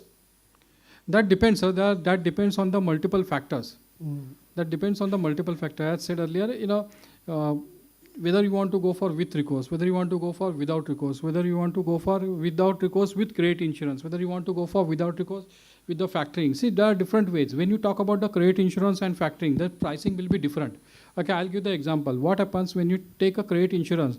Insurance company never covers you, give the credit protection to the 100% of the invoice value. Insurance company will pay, give the credit protection to the extent of 80, 85 and 90% at the max of the invoice value. Whereas the FCI member or factoring through FCI member may give cover 80%, 90% and sometimes even 100% of the invoice value. So the problem is that the cost may be very high. Number two, when you talk about the default and filing the claim, there is a separate claim process of the credit insurance companies.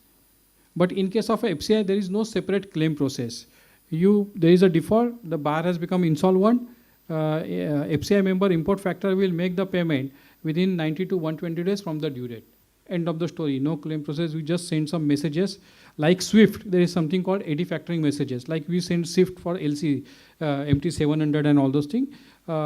Communication between two factoring companies happen through AD factoring messages. There are something like 70 plus AD factoring messages. You send some message and you get the payment on the due date. But in case of a insurance company, you have to file the claim. You have to submit a lot of documents. You have to show that you have done the follow-up. And then you have to file the claim within 30 days from the due date of the invoice value. Then there is a claim waiting period. That is called as claim waiting period, which can be 150 days or 180 days. And once that is done, after that, within 30 days, the claim is paid. So typically, once there is a delay or default or anything, from after due date, the claim is normally paid in 30 plus 150 plus 30 days. That's the normal cycle of any credit insurance company, and that is a global practice. Plus, when you actually get into credit insurance, you have to file the claim. You have to submit a lot of documents. You have to also ensure that the exporter, importer, what are the communication happened, there is no issue and all those things. We, being the expert on credit insurance, we have a system, we have a software, we can manage certainly that, that part of it. So we can certainly do that. But then there are efforts involved. And that's the reason, if you really look at it, the credit cover percentage, the processes, so insurance will be, I would say, cheaper than the import factoring charges. Import factoring will do, because import factor will not only give the credit protection, but they will also recover the money. They will also do the collection service. So in case of a factoring, when you are covering a particular transaction through import factor, suppose the buyer is in Germany, the import factor in Germany will go meet the buyer and collect the money. And he will collect the money and he will make the payment to the export factor or the financing bank. In case of a credit insurance doesn't do the collection. They will actually depend on you only as a platform or as a bank to collect the money. So buyer's bank has to remit to the financing bank. So there are a lot of differences, and these are all technical differences which we need to be aware of it. And the entire pricing and the processes will be completely different. Have I answered your question, sir? Thank you, sir. See, we are MSME and doing both domestic as well as international transactions. Now, I have got two basic questions. Number one, do I have to register on both the platforms for domestic and international transaction? And question number two, do I also have to ensure that my customers are also registered on the same platform? Okay. Question number one, whether you need to actually register on the both platform? Answer is yes. Because when we talk about the domestic, the company's name is Receivable Exchange of India Limited. That is a company based in India.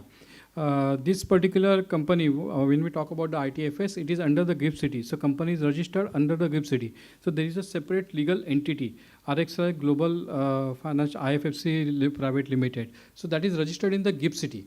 It's a completely separate legal entity, so we need to actually do it. And it is guided and governed by the different laws and regulations and guidelines of IFCA. So you will have to actually do that. But when we actually have the existing client from trades, we have most of the details. So what we need to do, we now normally try to get all those details verified with the customer, whether these are the true and sin, and we actually try to take that. But then ultimately we need to have the separate agreement and board resolution to deal on this particular platform. So basically, when we are doing it as a platform, we will sign a master agreement with the bank, we will sign a master agreement with the exporter, and if importer is onboarded, we will sign the master agreement with the importer. So the advantage is that if the bank is dealing on our platform, then, and they are purchasing receivable from exporter A, exporter B, exporter C, exporter D, then they don't have to sign an individual agreement with all these exporters. Their agreement, one agreement, like trades, one agreement will take care of all their requirements. So they don't have to do the KYC again, because again we are a regulated entity, we are doing the AML and KYC, and we can share all the documents if they need. Otherwise, they don't have to. But if they want to do that, we can share all the KYC details with them. So they don't need to sign any more document. Once bank gets onboarded, he doesn't have to sign documents with all the exporters, all the importers they are financing. That is the biggest advantage. See, currently the problem with the many banks is reaching out to the people. They don't have that much cost and reach, and both is achieved over here. So all the legal documentation, everything, they don't have to get into all those things. So that is now question number two. What was the question number two? No, that depends. I mean, if your customer is ready to get onboarded on the platform, well and good, then what we can do, when you raise the invoice, we can request the importer to accept it online. That increases the comfort level of the financials. When I say financials or global financials, because you will be the MSME, the buyer, for example, say Unilever. If Unilever is coming on the board and accepting the invoice, that gets fabulous, then your rate of interest will also be completely different, which you cannot even imagine, and then all the global banks will be running behind you to finance you. But we have that opportunity, so we don't insist, but if it is there, it is well and good, because in the long term it really helps you.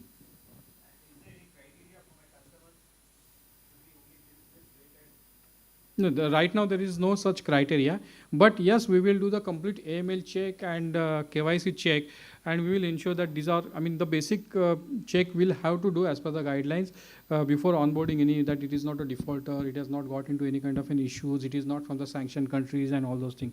That's a global regulation we have to follow. Otherwise, from the credit rating perspective, we don't have any kind of thing.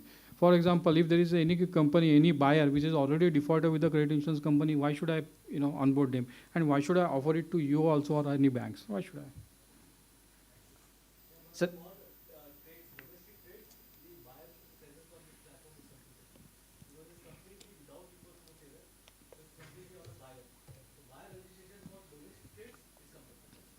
Hello. Thanks, sir.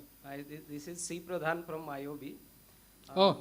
So there is another Pradhan also. Yes. I am also Pradhan from IOB. So for last 2 years, I am looking after trades for my bank. So from bank perspective, I am having 2 questions.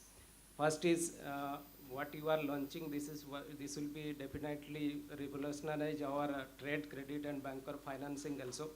But here what you are telling, this is a global platform. Definitely there will not be any geographical boundaries. And now these credits and this banking point of these are being regulated by DGFTI or RBI.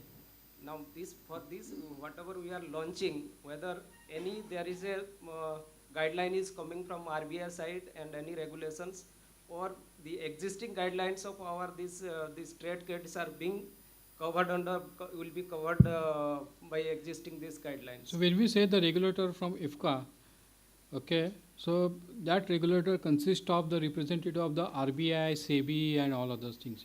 When these ITFS guidelines were drafted, in the drafting, one of the person who is there is also from the RBI. So RBI is well aware of it, and part of it, to answer the question, we need to follow both guidelines.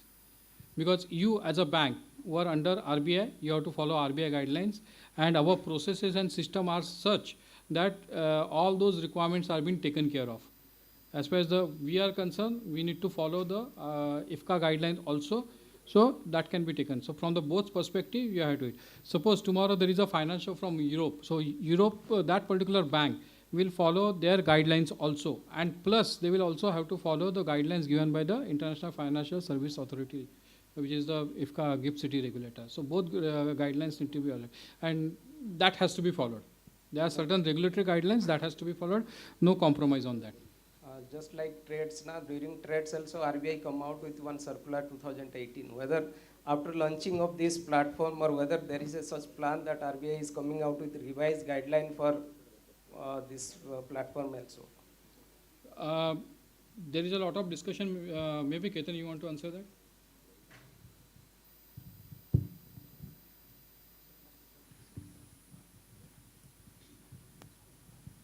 No, these are 2 different entities. The 2 regulators are different. IFSCA is a different regulated entity in a different jurisdiction. It does not come under the RBA guidelines or whatever. So these 2 different entities will have different perspective.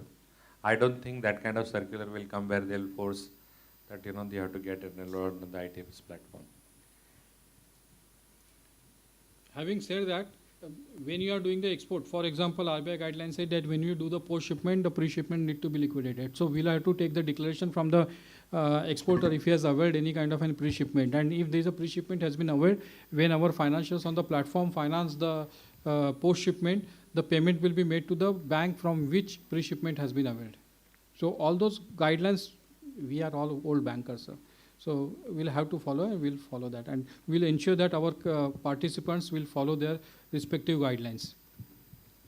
So ultimately it will boil down to us now. If you don't follow your guidelines, somewhere something will come to us. So we will also expect you to guidelines. If there is an issue, there are certain things which we require. We will certainly discuss it out. But so far there is no conflict in any kind of guidelines, and whatever transaction we have done, we have been doing it within that RBI perspective also. Yes, sir. How would the forward contract affect? Good question. Forward contract can be done. Now, technically, when you are routing the document through your own bankers, here we are only talking about the data. The original documents will be routed through either financing bank or your bank. So both ways are fair. And then if you want to do the forward contract with your bank, you are absolutely free. As far as the foreign exchange is concerned, if you are looking for some kind of specific rates or some kind of an options and all those things, we also have a service provider who can actually offer you those kind of thing. But then that is up to you. We will provide that service, but then the entire risk and what are the decision, what are the contracts you need to do, you will have to actually deal with. So we have already tied up with a service provider who can give you the rate. They think it is a better rate, but I would actually leave that to you, because technically what happens when a corporate does that, they must have actually looked at the entire hedging policy for 1 year, and accordingly they will negotiate the rate.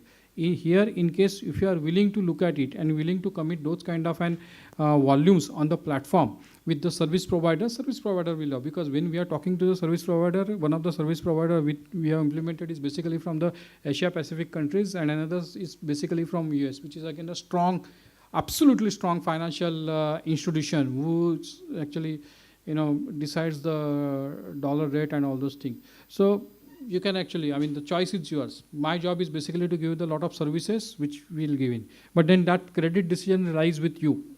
See, because it's a different ball game altogether. If you are providing the good volumes, people will give you the better rate. If the transaction volume is high, transaction value is high, you will get a better rate. If the transaction value is low, it is up to you. If you want dollar financing, you get dollar financing. If you want euro financing, you can get euro financing. FX risk to you. If you want INR financing, we can manage INR financing. If you want a dollar financing but want money in INR, even that can be arranged.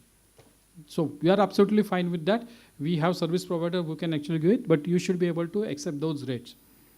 So that facility is already there, live. We are already tied up with one. We are negotiating with another, again, which is the strong player in the global market. So we are discussing that with the second player. Hopefully in next few days or months, we will actually see. This requires a lot of, the reason why I'm saying few days or few months, because this requires a lot of thought process. And when we are actually doing it, we are actually integrating all these systems. So it is not something that it will be called up and people will call up, because our system will be up for 23 hours. Okay, Indra, correct me if I'm wrong. Our system will be up for 23 hours during the day. So it will be completely automated system. There will be minimum manual intervention. So when we are offering this kind of services, we need to ensure that these services with the service provider will need to be completely integrated with our systems. And there will be a lot of interaction between two APIs, whether it will be pull API or push APIs and all those things that need to be done. Again, the FX has got a lot of volatility. So it is very challenging for any company, service provider or the bank or fintech companies or any global institution to maintain that rate. So can we actually maintain that rate for 5 minutes or 10 minutes? Okay. Can I maintain that rate for 1 hour? Difficult. So when the bank is actually bidding or exporter is actually accepting that, the rate will get highlighted. The rate will get highlighted on that. But to what extent, what is the time limit? That's a challenging question. And question is that if you are thinking about that particular rate, which is valid for 10 minutes, it will get highlighted that this rate was highlighted at 13.25 p.m., 13.25 and valid up to 13.30. It will be clearly highlighted. It will, and once before you actually decide it is 13.30, the rate will get disappeared and new rate will come. That will again there is also option that we can also look at the scenarios where you as an exporter have a separate and you fix up the rate for all your export through the platform with that service provider. That's possible. In that case, that rate will be fixed for a certain tenure or certain project or certain turnover. Even that can be done. So there is ample opportunity for you to look at it. Unfortunately, see, the time is an issue. Otherwise, maybe we can actually, whoever is interested, we can actually go into a detailed demo, which will take something like 2 hours or 3 hours to understand the system. You have got all the system controls in place. You have whatever service you are looking for, it will be completely led. We are doing KYC completely online. Whatever you need, it is there in the platform. Thank you. Sir, we are MSME exporter here. Yeah, sorry, sir. our customer is a big MNC, and we are getting 75 days credit. Sorry? We are getting 75 days credit. Mm-hmm. Without buyer's agreement, can I get financing? Absolutely. We don't. Because if I go for buyer's agreement, then. When you say buyer's agreement, there will not be any sales contract. Is that what you are saying, or you are saying that buyers will not get onboarded on the platform? Buyers will not onboard on the platform. That's okay. Because if I go for it, then they will ask for reduction. I in don't price. expect Unilever to get onboarded on my platform at this point of time. But 2 years or 3 years down the line, I'm sure Unilever will be keen to get onboarded on the platform. That is the confidence what we have. But we are having the POs and we are doing the export. Should not be a problem, sir. We can actually discuss it offline. Okay. Indra is actually leading this thing, and that should not be a problem at all. Absolutely no problem. Now we are doing only in small portions, but in future we will have some bulk shipments. Absolutely, absolutely. So we can actually look at it. We can look at the structure. We can look at the buyers. We can see which are the credit insurance companies or the factoring companies will be keen to look at this kind of thing. See, when we actually get onto it, there is a lot of homework we need to do, which my team will do it. And then they will structure that particular thing, and we can actually go ahead. So I don't think that should be any problem. Absolutely no. These are my 75% plus cases will be like this. Yeah. Thank you, sir.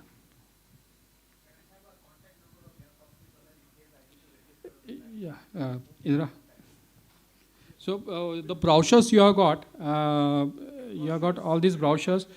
So it has got a contact number of the concerned person. Indra's number is already there. Then there is a group ID, one email ID which is also given, which is by the team.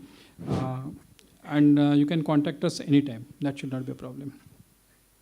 So all of you has got the brochure. At the back of the brochure, there is an email ID and there are phone numbers. So you can actually contact on any of those, and our team will be actually be happy to answer all your queries. Non-LC people can get the finance? I mean, sorry, who is asking? Non-LC. Yeah. With the work order, can we get a finance? Yes. Most of the time, factoring happens for the non-LC transaction. If there is a LC transaction, if it is backed by the LC, the factoring may not happen. Okay.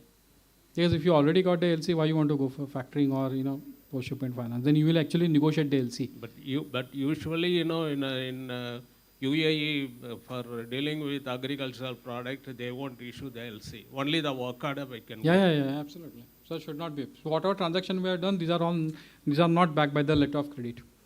Because when you actually get a letter of credit, you ask me. I mean, there are a lot of processes and discrepancies and SWIFT messages and whatnot.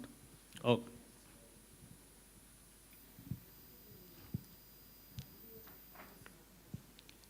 Any more questions? I have been told not to leave the stage unless until all questions have been clarified. So my dinner is at stake. So you have to ask me the questions. Anything. And I don't call any question as a stupid questions.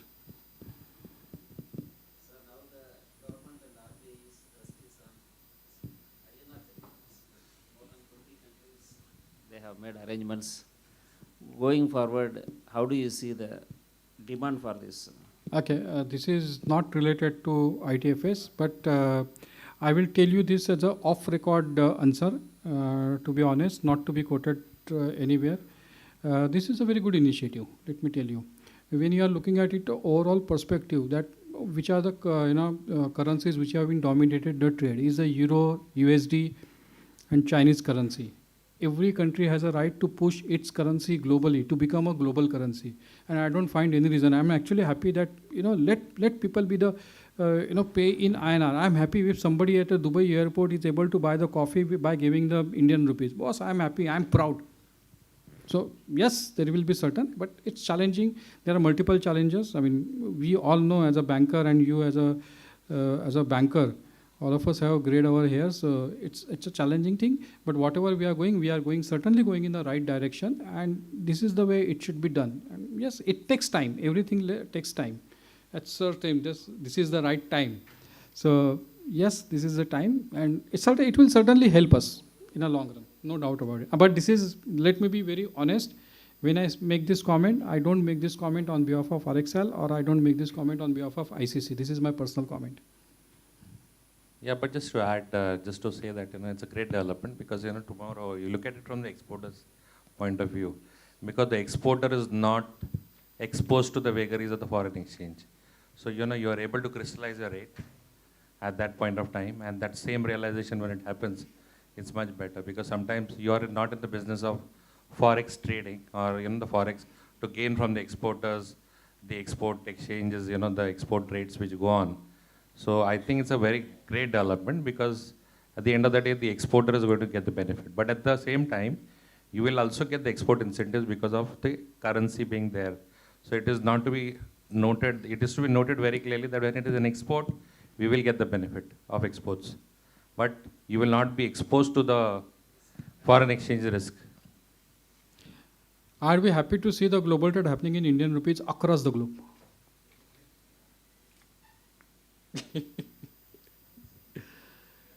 So, any more questions? Okay, great. Although, there are no questions, but you have our number. If you have any questions, please reach out to us, drop us an email, and we'll be more than happy to answer all your questions. So this is a new initiative, big initiative, and we certainly look at all of you, all banking community, and banking means I am also a banker, so it's for me only. So all banking community, all exporters community, or importers community, we want to work as a team. Okay, there are always certain issues, there will be always challenges, but we have to resolve all those challenges as a team. And we have been doing that in past.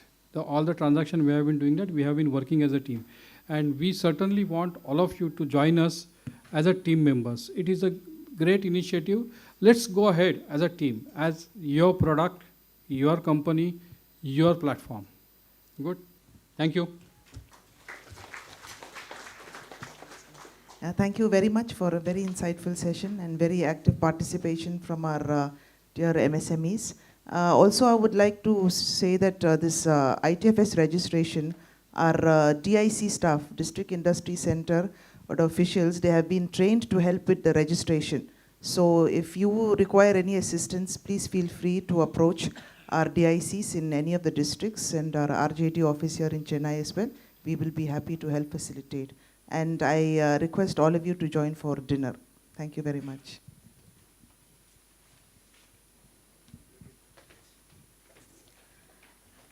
It's really good that we learned how this ITFS platform will revolutionize the trade financing environment and improve the working capital needs of MSMEs.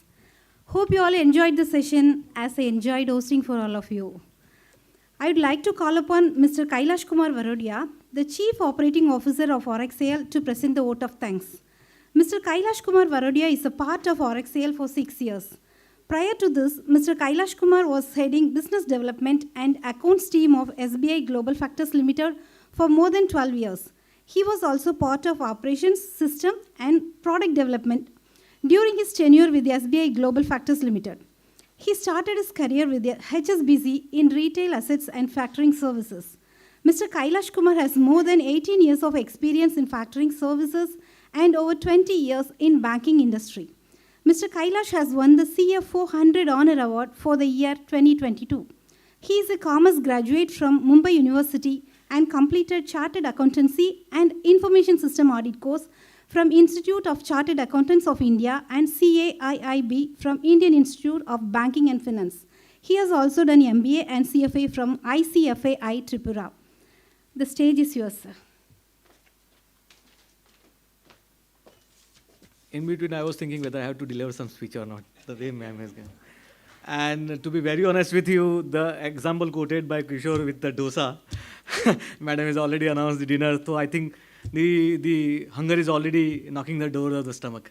So before we step out and go for the dinner, let me thank, and I'll start with Vanakkam Chennai, Tamil Nadu. Distinguished guests, ladies and gentlemen, on behalf of RXL Global, it's a great pleasure and it's an honor to deliver vote of thanks on this momentous occasion. You know, those days where we are launching the ITFS platform, and the same day we are signing the MOU with the Tamil Nadu government. And thanks, ma'am, for that. First and foremost, I would like to thank our guest, basically, not guest, I'll say, host also. So, Ms. C.G. Thomas, IS Industry Commissioner, Director of Industries and Commerce, Government of Tamil Nadu, also MD of FAME TN. Ms. Grace, IS, Executive Director, FAME TN. Ms. Nikita Bose, RAMP, MSM Expert. Mr. M. Bekavelu, Deputy DGFT. Mr. Unikrishnan, Joint Director, General FIEO. Mr. Mohan, General Manager, IOB and SLBC Convener. Mr. Gopal S., General Manager, Treasury, IOB, Chennai. General Manager and the Regional Head, SIDB, Mr. Ravidran. Assistant Director, Export Inspection Council, Mr. Anwar Ali. Mr. Ketan Gaikwad, MD and CEO of RXIL, as well as the Director of RXIL Global. Mr. Charat, MD and CEO, Indian Terrain. Sir, thanks for your feedback. It has been really great, I'll say, pleasure, or I'll say a great experience to share the views with all the MSMEs and the financer. I would like to express my heartfelt appreciation to all our esteemed guests who have taken time in and their busy schedule and present here. Your presence in truly honor, and I'll say your commitment towards the fostering innovation and growth in the world of international trade financing. The team behind this show, I would like to extend my deepest gratitude to FMTN team, whose collaborative efforts and extended support have made this launch possible, and it's a great success. Your dedications toward the creating platform, I'll say it has really given us an energy, or your energy has given a motivation, I'll say, and it's truly commendable. We are proud to be a partner in this incredible journey, and we look forward. I would also like to acknowledge the exporter and importer present over here, along with the bankers, banking friends, representative from various associations who have shown the faith in our platform and have chosen to be partnered with us. Your trust and belief in our services are the driving force to deliver best results. We are committed to deliver the highest level of services and ensure your success in the global marketplace. Lastly, and not least basically, I would like to express my gratitude to the event organizers, the venue staff, and the team of RXIL Global, who has worked diligently to ensure the smooth execution of this launch. Your professionalism, your attention to detail have made this event a resounding success. With this, I thank you once again, and we look forward to prosperous and collaborative journey together. Nandri. Thank you.